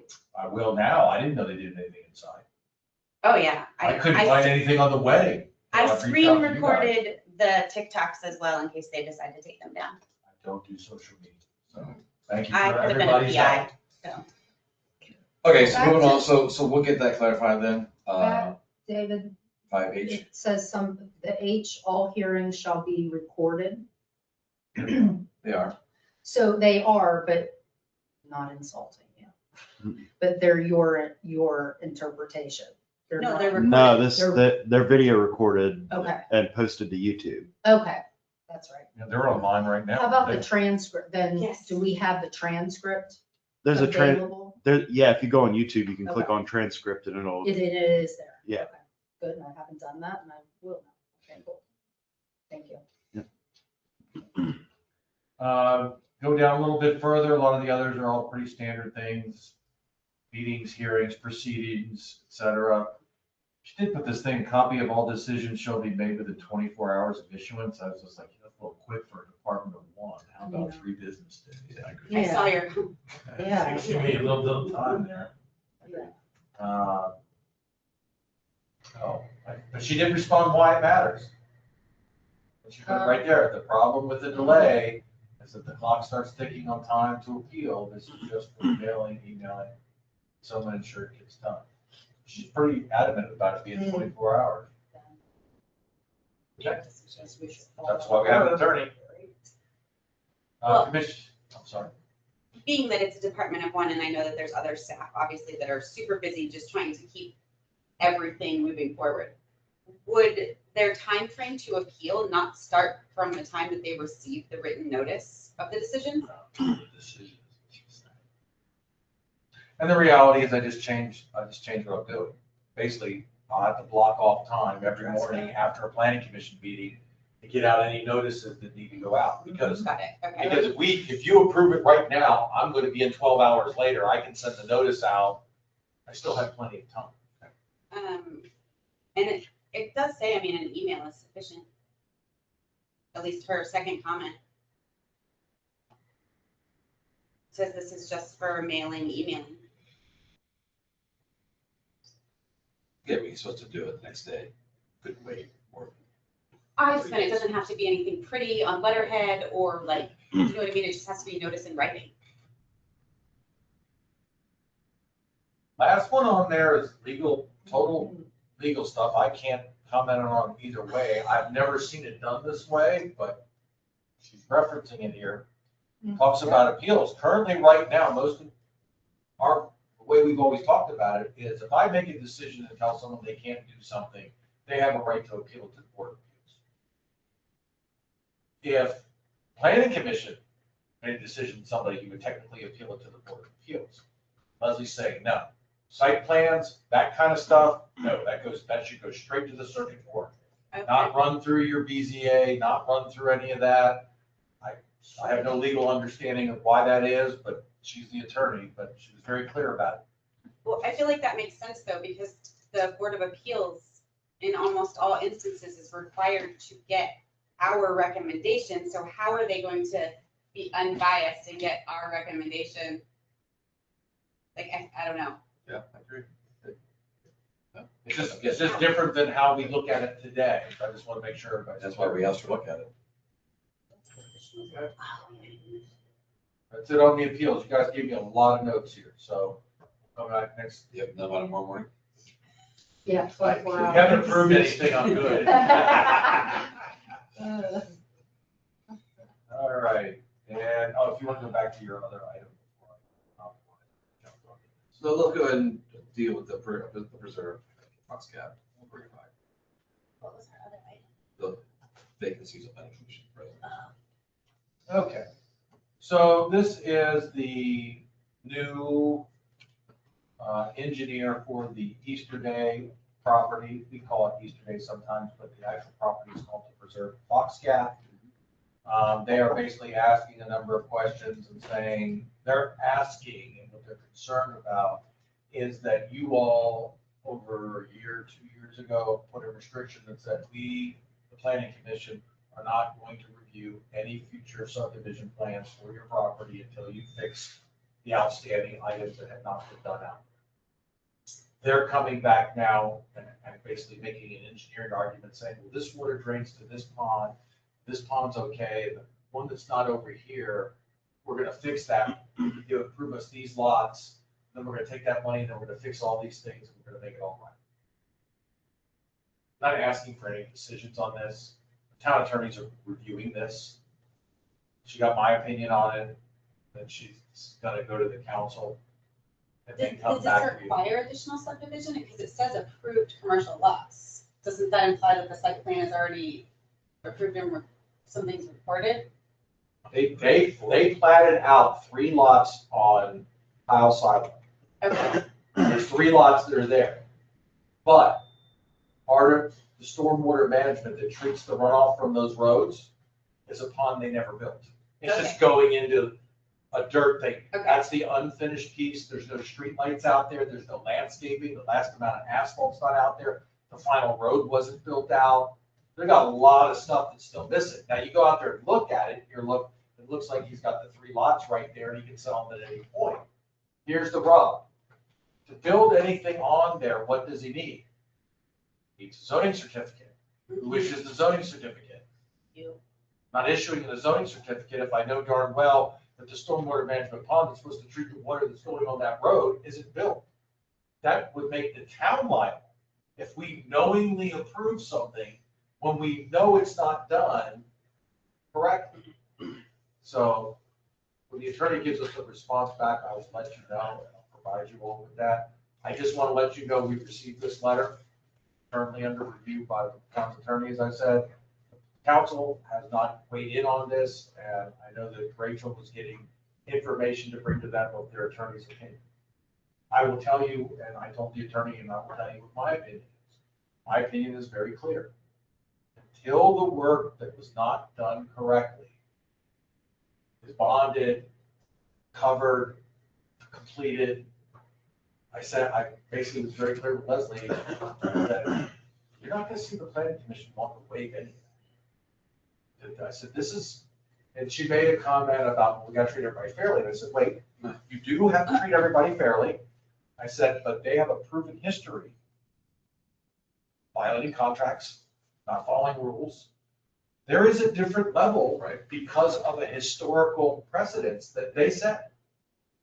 So, I'm not sure where this is gonna go, but I didn't want you to read about this on Facebook or something like that. They did send the letter in, it is under review, just keeping you. So I We know have they all gave, the evidence that they've done that up to this. I know they gave a reason, but let's be honest, what do you think the reason is for this request? They want money. They're dying for money. They have no money. They have to. They just came out of bankruptcy. They got no They houses. want money. Is this request gonna get those properties developed faster? So what they really would like to do, if they had a perfect world, they'd like to sell the 2 or 3 lots up front and be able to get the money from that. And then that would fund the engineering to do the rest of the next section, and they want to sell that section, and they'll take that money, and then they'll make the improvements here and there. That is assuming that we would allow them and approve them to build the next section, because that hasn't gone super well. Considering their historical behavior, as you're pointing out. Yeah, But David, I hear what you're saying, like, would it just be, Well, if it helps us to get some development out there and Right. get them out of there, then sure, but agreed. We right? don't wanna give them Yeah. rope and then let them hang themselves, and then we're the ones holding back at the very bottom. I mean, if they come up, Leslie made the comment, if they come up with something, and let's say, I think my last estimate for the remaining work was around $850,000. If they bond, I'm making this up, if they bonded it, as the town named it, and they bonded us for $1.6 million and promised it would be done by such and such, and they had all these other measures in there so that we could check them and make sure. I seriously doubt they're gonna get bonds. But how, They're gonna get bonds. no, they're not. But again, it's. Most developers would, and it would be an issue, we would let them go, and we can always catch that bond, but right now we have no. Everybody that they talk to, the way it works in the development world is Orion Homes and NVR, Richmond American Homes, comes to somebody like the Easter Days. And they're like, hey, we got a problem. We got this thing that needs to be fixed up. We need you guys to give us some money for that. And they're like, well, yeah, we will. But only when you give us a site plan that has Yeah. 57 lots that we're gonna be able to sell. So they want, see what they're doing, they want that first. Yeah. Before they commit. No one's gonna buy the baggage Well, that's what I was unless they're gonna say. guaranteed, unless they're guaranteed what's on the outside. And the people that are working with them, their reputation precedes themselves, and I'll Oh, I just leave know. it at that. I talked to Pleasance already and they were like, nope, it's a hot mess the way it is, I'm not touching it. Oh, yeah, it's all the liens on the property, that's why nobody guys would come in and buy it. So All right, just letting you know it's out there, didn't want anybody to be surprised. but we all agree, nothing, no, thank you.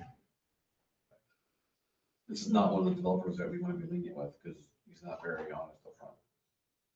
Has never been. All I had, boys and girls, unless you guys have anything else. Let's just go back to the last item, which we skipped over. So we have a total of 6 interested candidates for the 2+1 open spots. Now, when we originally started talking about this, the application, the form that we request the applicants to fill out online doesn't give a whole lot of information that we can judge from.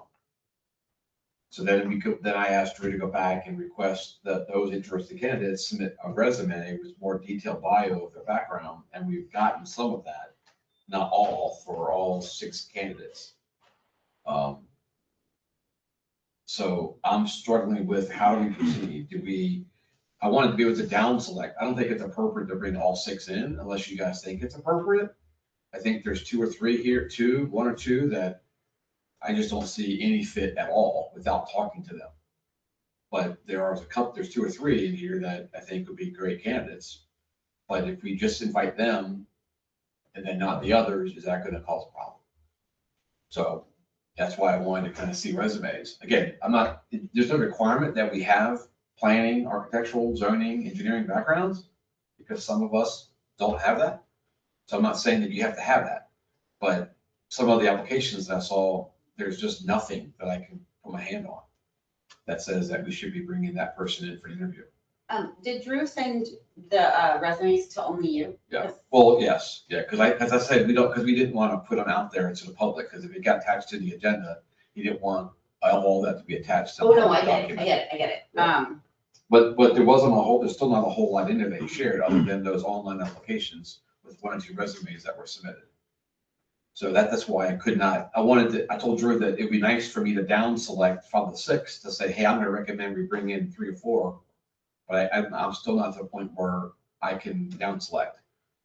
So I can share them with everybody, That's what my curiosity but I was. still don't know if we can get to a consensus. So we can bring them all 6 in next month, but I feel like we keep dragging this on, we need to start the process. Because if we don't bring them in next month, then now we're bringing them on in August. And I think we need to start give, the vacation season and Correct. everything else, so we don't want to do that. right, but I also don't want to waste people's time. So I guess, Could we bring them all in and say, hey, you've got 10 minutes? Yeah, and have just maybe Tell 3 us about questions, yourself. tell Yeah, us, you know, we each have a question, have 3 questions at most, and see, can they speak to what their life experience and work experience how it may translate here. We go from I'm fine, I'm good, I mean, one of the candidates is sitting at our I table. was gonna say, you're not queuing, you're gonna have to go down there and be interviewed. And then the other there. candidate. Heavy competition. Then the other candidate's in the back far right hand corner. But like I said, and those were not the 2 that I was questioning. It was one or 2 of the others that I just didn't see any connection at all. I mean, this gentleman knows the history. Yeah. Nobody knows more about the town historian than this guy. So, So I do wanna just throw out there that we've gotten more, obviously, resumes than we had at the last meeting, but we yeah, had, 6 total. but we had 3 people who had filled out the form at the last meeting, right? Well, right, well, one goes all the way back to October last year. And how many planning meetings have they come to since they filled out the form that said they were interested in serving? The only, well, besides Mr. Chambers, who's been in all of them, Harrison Stone, we saw and talked to him last meeting. He was the VA. I'm sorry, no, scratch that. Sorry, I had that backwards. Mr. Brian Smith has been here on a lot of them. Sam Chambers is the gentleman that we met last time. He was the VA advocate. But Well, that was kind of my point, is that I feel like when I was interested in joining, I asked JR and I just started coming to the meetings. Because I don't really know how I would join something when I don't know what the heck is But in going their on. defense, we haven't asked them to come. We shouldn't have to. You're right, I know, I'm with you I there. know. That's all. But in But this that one, can be one of our determining factors. This James- Personally or. this James Skeleton, he inquired back in October of last year. So that was one of the 6. So he or she may not be available or may not be interested anymore. At that time, there were no spots I do available. agree with Carmella. If you- Correct. If you put in for something in October There was and no you have spots not been to available any of the meetings. When I showed interest. And I just asked JR and he was like, just start coming to meetings. And I said, okay. And then a spot happened to open up, like it wasn't scheduled. Somebody stepped down. But I don't know, if you're interested, I don't. Well, the cleanest way is to just bring everybody in and just give them 10 minutes each. I mean, is anybody object to that? 5 minutes to talk about yourself, we'll give you 5 minutes to answer questions. And the protocol would be, when we start that process, they all leave, we bring in one at a time. Yep. And it's public, Mhm, it's not closed. But the other 5 would have to wait outside. mhm. And then when they're done, they gotta leave, and then we'll bring them in. We all agree, is that the right way to do it? And then so that's next month, and then we can talk amongst ourselves before the meeting closes to see if do we want to select from that point? That'll be July, that'll be July approval for the mayor and council then. So that's probably the best way to do it. Mhm. And if we can't, we Well, can at you least left me and give, Travis hanging and we had to leave and didn't know who got the spot. Just so we're clear. Well, I have to notify you in 24 hours. You're good. well, I would, I'm just joking, no, we both got the spot because somebody was leaving, it was fine. well, can we close the meeting at that point, go off the record and then have a 10-minute discussion amongst ourselves Yeah, because it's a personnel matter. about the Yes. candidates? Yes. That way we can give Drew the information after the meeting, and we can start the process of making the recommendations that we hire, or we select these 2 or 3 candidates. And if we only see 1 or 2, we don't have to fill all 3.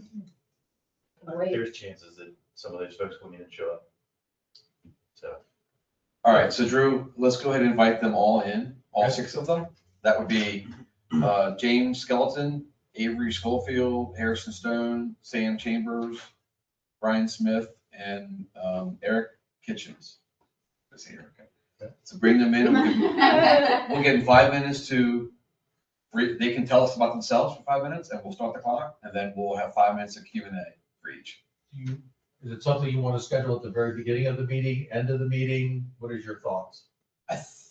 I think at the end, if they're serious, they should come and be here. And if they pop in at the last minute, just for the interview, that should come into play. So let's do it at the end.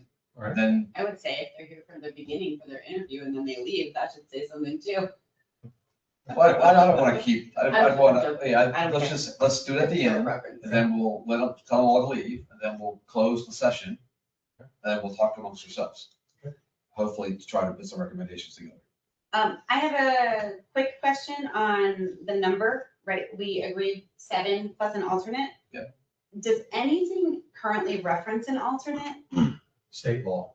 Okay, and the reason I'm asking is more like, do we need anybody like council's approval? Because is the alternate also going to get paid? How All does that work? of the people appointed to the planning commission, that must be done by the council.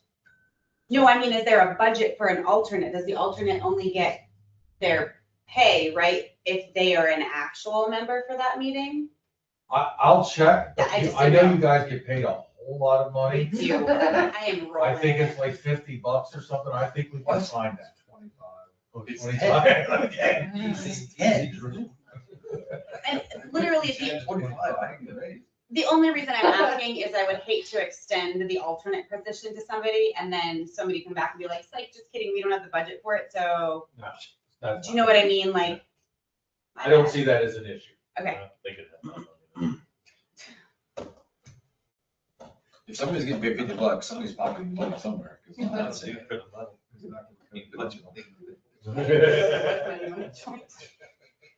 It's not white. No, I literally didn't know that it was, you got in? Drew, anything to share with us that we haven't talked about, specifically Campus Avenue, J6, anything there? Chase 6, so Chase 6, there's all kinds of stuff flying around out there. The big deadline date that we're shooting for, June 10th.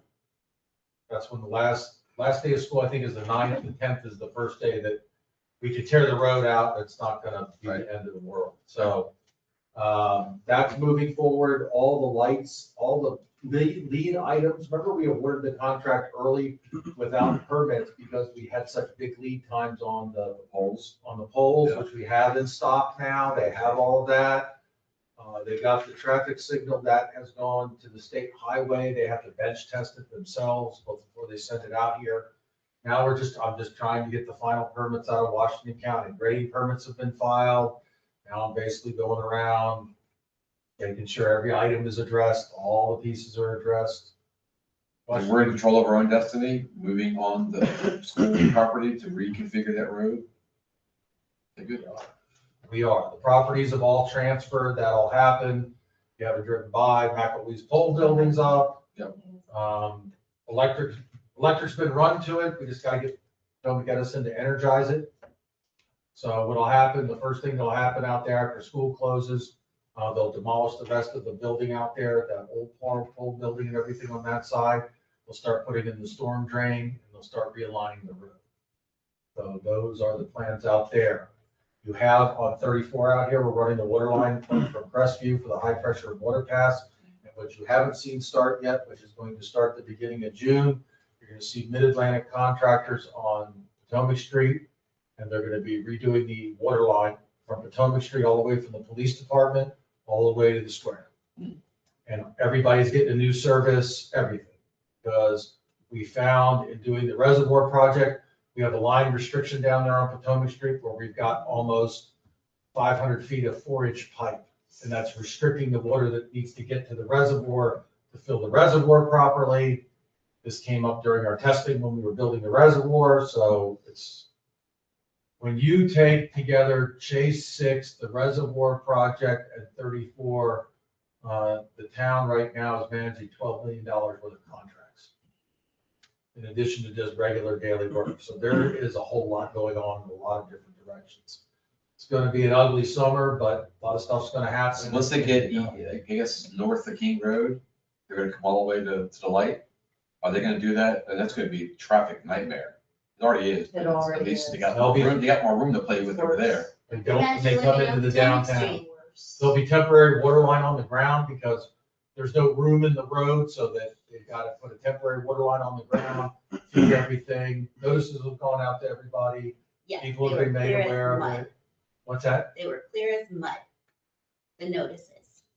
Are they gonna restrict hours to like daytime only or be done by rush hour? They have a permit. They can only work between the hours of 9 and 3 on a state road. So that's what they're limited to. That's one of the reasons the project takes a little bit longer, because remember, they show up, they have to start and excavate everything that they did the day before. So it takes them about an hour to get back where they were. Right. They lay 4 or 5 sections of pipe. Now they gotta cover everything up, button it all up, get off the road by 3. So they end up with really 5 effective hours of work. It just makes it very tough. Now, we do have the wonderful benefit that we have a very nice, long-standing state highway inspector that does let the guys, if he comes out there and sees you're controlling the traffic safely, you're doing a good job, he can extend those hours a little bit if he deems it's okay. That's usually driven by the traffic. So I think what you're gonna find is, I've already sent stuff to the school as well, because I think there's a bus stop along there or something, so we wanna make sure that. There's multiple, there's 2, I mean, one of them's right down the street from me, there's an elementary bus stop right there, and then there's another one a little farther down, and then there's one middle school / high school that's a little farther. So, but my guess is what you're gonna see is that road gets pretty choked up right now with no construction at 2:30, 3 o'clock. Right. So I don't think that you're gonna see State Highway granting them anything past. They might let them start a little earlier in the morning, I think, because I don't think the traffic's quite as bad in the morning there. But boy, by afternoon, by 3 o'clock, 3:30, Toba Street usually is backed up all the way almost to the. Going towards the light in the morning, it can get pretty backed up. Like if I have to take my middle schooler, What time is often- that? if he's not late, like 8:15. I mean, there's a line of cars and I think most of it is actually school traffic. A lot of people here drive their kid to school versus them taking the bus. But it is not the easiest to pull out.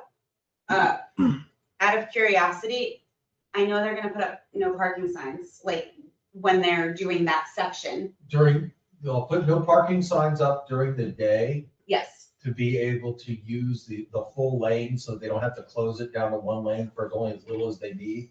But at the end of every day, the parking all comes back. well, that was gonna be my next question. If there's a water pipe laying in the road, I guess, pushed up against the gutter. The temporary water line will be on the side. Okay, that was gonna be my question, because if it's, even if it's all the way against, but in the road, that like eliminates a lot of parking if you want to keep your mirror. Is there a risk to the town about the reconstruction of the road to be paved back to normal? Because we've all seen patches and repairs on roadways. That's a pretty extensive, because at least south of King Road, it's way in the shoulder. When you get up here, it's gonna be in the middle of the road. That's the reason the bid was $2.9 million. State Highway says, you're gonna dig our road up and put this in, you gotta give us a brand new road curb to curb. Even if you're only on one side, Really, you gotta do the whole thing, curb to curb, right now, curb to curb, from King Road all the way in? or- all the way in. Okay.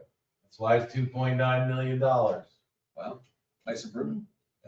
Well, there's lead services in there too, Greg suspects.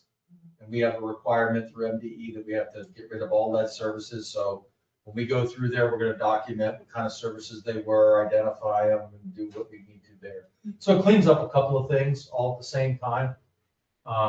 Expensive and gonna be a little messy, but Yay. you got a good contractor doing it, so I'm very confident in this contractor. Their specialty is working in urban areas. In fact, they're actually used by Frederick City exclusively for everything in the very downtown, because they're used to gas lines, steam So this lines. is not It's the their wor- first it's the world that they work in. Mini road. And then real quick, I know we talked about this earlier briefly, but so how did you leave it with the pop-up wedding venue? Did you approach them yet, or are you just gonna send them a letter? No, I sent them a letter. The letter basically said, received complaints from residents in the town and received the following online advertisements. I wanted to make you aware that your zoning district is TR and an events venue is not a permitted use in that zoning district. If these advertisements are not from you, please contact the police department. Otherwise, hosting events venues could subject you to $100 a day fine. Happy to discuss with you. Here's my phone number, email, if you would like to talk. So that letter went out yesterday. My guess is I'll probably see her tomorrow, if I had to guess. So just so everybody's clear, she hasn't broken any laws that I can prove yet. So it's a letter saying, hey, it's all these things, not accusing you of anything. But I am accusing them of doing work with that. You have facts that I do not. I can send you the video. You can send me the videos. That's perfect.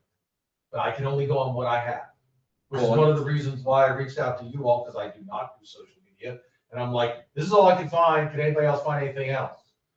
10 minutes later, bang, bang, bang, bang, bang. I'm like, oh, okay, there you go. Clearly I don't know how to use social media. And when she has her open house here in a week or so, that without reaching out, then that starts the violation clock. Because now it's a public commercial event. She has been put on notice that that type of a use is illegal. If she conducts the use, she's subject to a fine. Good enough. And is that once she has the open house or No. once she would hold it? She holds an okay. event. Is that, okay. Is the And open house although we not want open? to, and we want to encourage obvious business, Sure. you know, because, I mean, we're courting developers, we want to encourage business and revenue, but it has to be done. Well, the issue is you're changing a residential house to a commercial business. Right. And It all has to be like done the right safety, way. fire code violations, Has to there's be a done the bunch right of way. stuff in there that's. Yeah, well, in fact, she has to put sprinkler system in, because when you change the use, When you change the use, when you Residential. create an events menu, it triggers a public setting.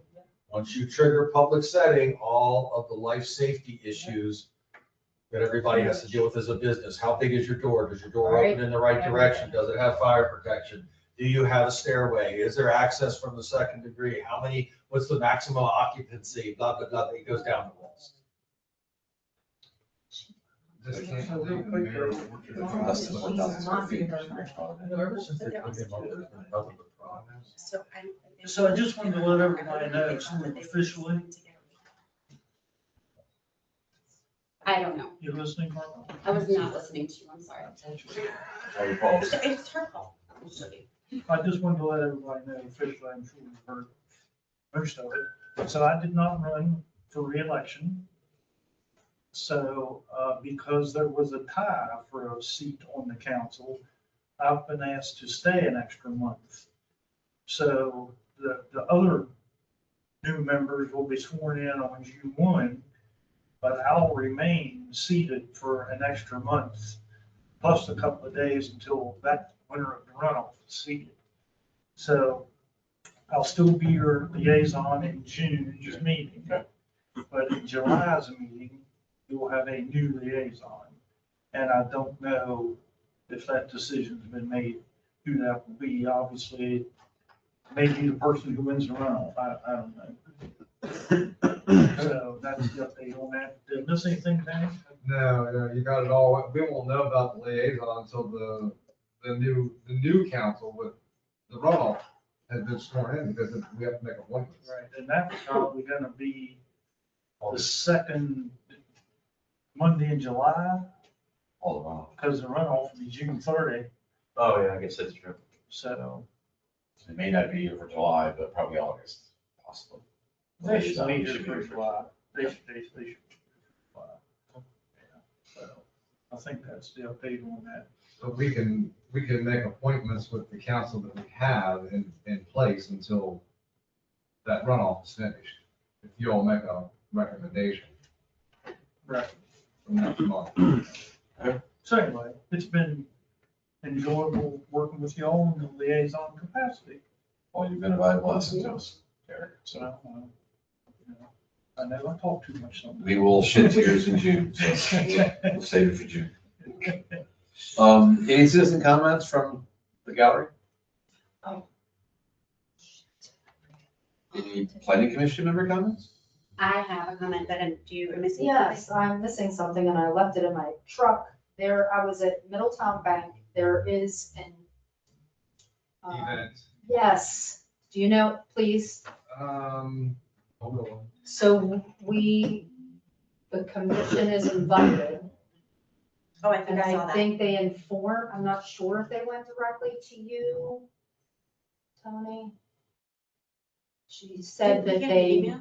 she Is said, it the EDC? it's not held by the They ED. call it a mixer. It's a mixer for the best of Boonesboro or something Yes, like I that. didn't know what that meant either. I saw it as well. Yeah. Oh, I'm pretty sure It's that just a this get is private together. because a realtor ran a contest and had people go. Is that her, like, the best of Boonesboro? So she's probably I maybe believe so. And co-marketing with them? the Middletown Bank is hosting it and they wanted to invite all the businesses in town as well as all the leadership in town. and Well, it's all gonna be the a packed commissions. place. That's- Right, right. So she said she, And and I brought the flyer with me and then I made my bag lighter. I can take a picture of it and send it in the email, but I asked her, did you, And I she saw it. didn't know who exactly to contact because she's a newer branch manager, I mean, for the past couple of years, but. Right, well, I haven't seen Getting anything, I involved. mean, I guess, So it's on June the 3rd, Middletown Valley Bank Mixer, There we go. the Best of Boonesboro Awards. It starts at 5 and it says until about 6:30. But I guess it just depends how long it takes. At the bank? At the At the bank. bank, Middletown Valley Bank. Yeah. And the bank will be closed. At Really? Yeah, 5 o'clock, so yeah. Yeah, it's just a regular exit. Good one, Ted?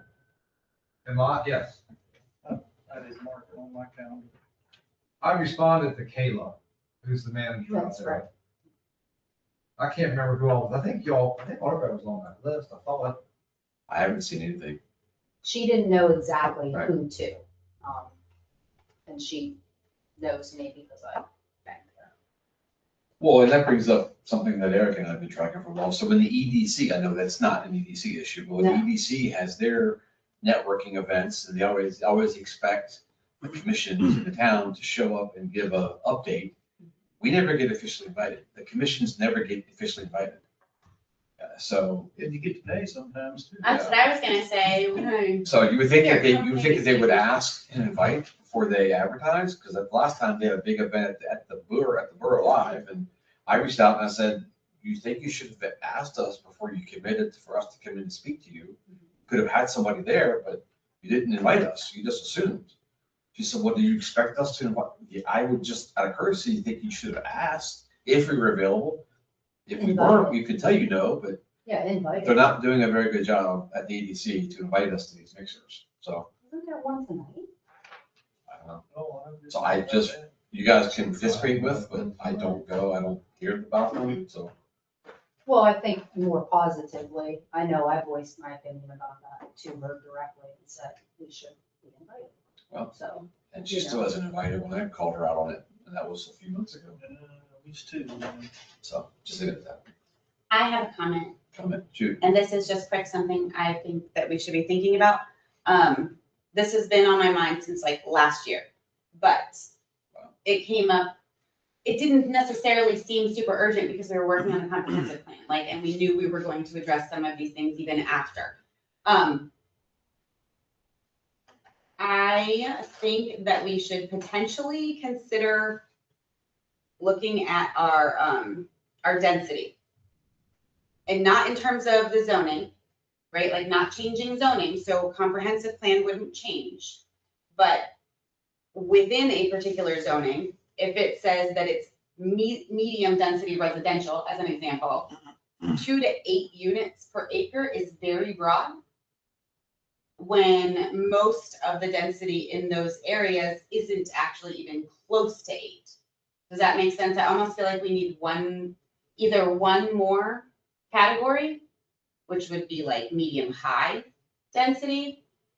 Because if we look at the areas where it's technically medium density, most of those areas, they're not hitting 8, like 8 units per acre. Like what neighborhood is that? The apartments next to the school, not the old people neighborhood, but the apartments. I think those are 8.1 or 8.2. Drew, does that sound right? I know they're high, I'm not sure what exactly. I think that they're 8.2.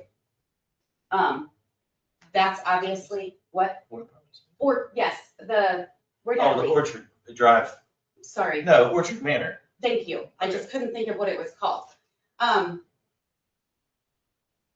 That's obviously a lot more dense than the neighborhood where Eric lives, despite them both being right next to each other. But so our medium density right now covers 2 to 8 units per acre. That seems very broad to me. And I just personally feel like we should look at our, That's section 8,000. it's not section 8, it is workforce housing that is run really, they do receive, which is not relevant to what I'm talking about. My I only understand, point is- you're never gonna get around that with density. Oh, no, I don't wanna change them. No, I'm just they're saying high the density. But if we're looking at a neighborhood like where Eric lives and where this potential event is, what is the actual density of those neighborhoods? Do you know what I mean? Like, it's not anywhere near 8. Drew, do you by any chance know ballpark what you think the density is where Eric lives? I don't, but I can calculate it. If you want to calculate it, the GIS will let me calculate the Okay. number of lots Mhm. per zoning. And I can tell you what the density. Because I know it's zoned medium. Or not, so that's not the zoning, but that's the density, and that's 2 to 8. I just feel like it's more closer to 5, but I could be totally making that up. You gotta be over 3.5. Yeah, And, any above that, it's up to the town's discretion. what do you mean?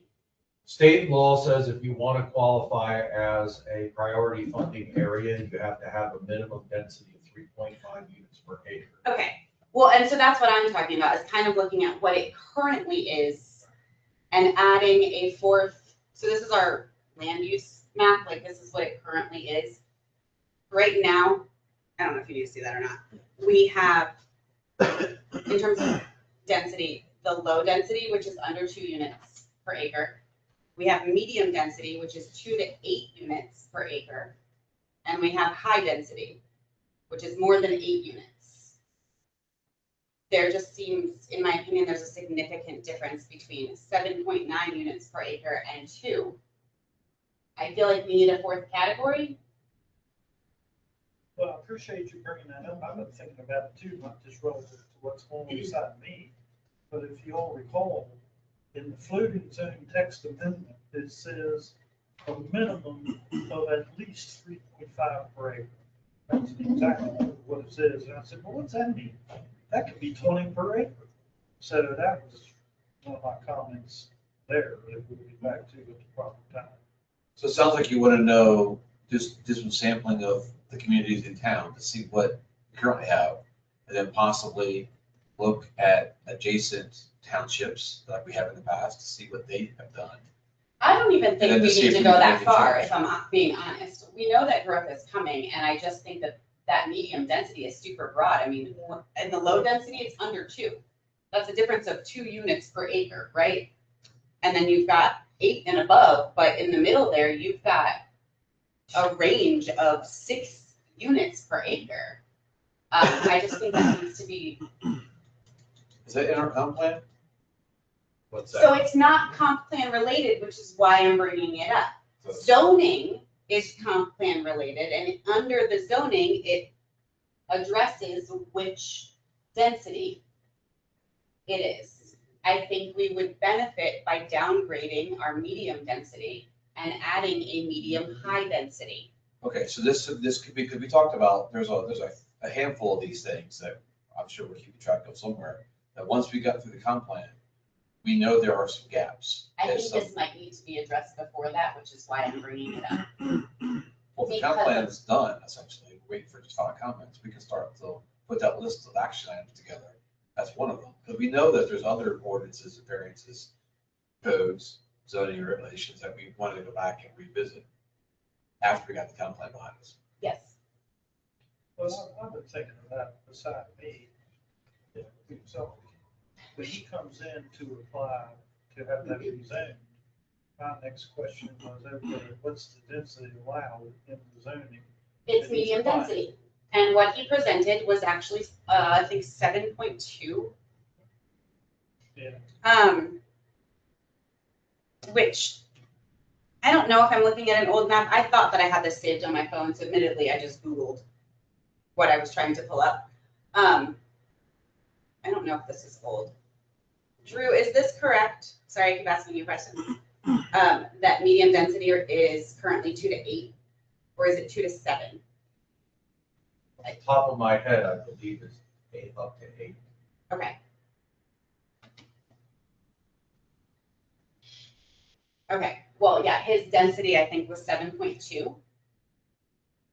I would have to pull up his presentation again, because I could just be misremembering, but Well, no, what's coming to 72 mind to was 10 that he was still then going to almost have to ask for something else, because he was 0.2 over the density that he was looking for. I'll have to look back at his presentation.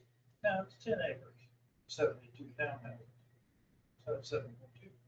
Right, I just remember thinking when I saw that number, that it was still 0.2 over what he was actually going to end up, but I could be completely wrong. That's what I'm saying, I need to fact check that before I'm. So what do we add it to the meeting minutes as an action item for us to take up at the next meeting or two? Yeah, I mean, and I can send an email, obviously, this was just an off the cuff, I feel like I need to bring this up, it's not on anybody's radar, and it's been on my mind for a while. mean, I could have. I'm just saying, you can say, hey, I'd like to add this to the agenda. Well, There's nothing. I can send an email with that. I guess I don't know specifically what I'm asking for, right? Like, am I asking for us to consider this? Let's just have a discussion about it, yeah, well, I think I mean, that's a great meeting. We know, we've talked about this for the last 3 or 4 months. But there's holes, gaps, there's ambiguities, let's put those on the to-do list and let's tackle those, talk about them.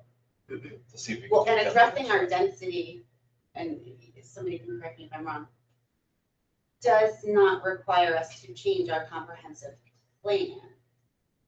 Like, we're not changing zoning or any of that. So I just feel like it allows us to be a little bit more conservative on some things.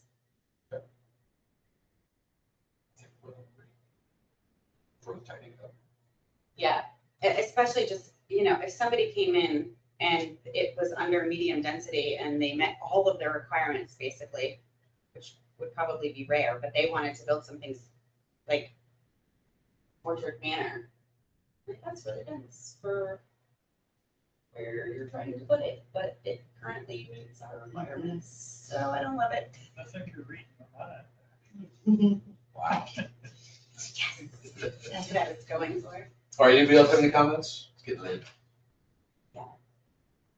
All right, thank you. So we'll adjourn the meeting. Next scheduled meeting is on June 23rd at 6 PM. We resort back to our normal scheduled time. Yeah, thank you for addressing. Thank you. And I'll just reiterate, if anybody can't make a meeting, let us know in advance. That'd be great.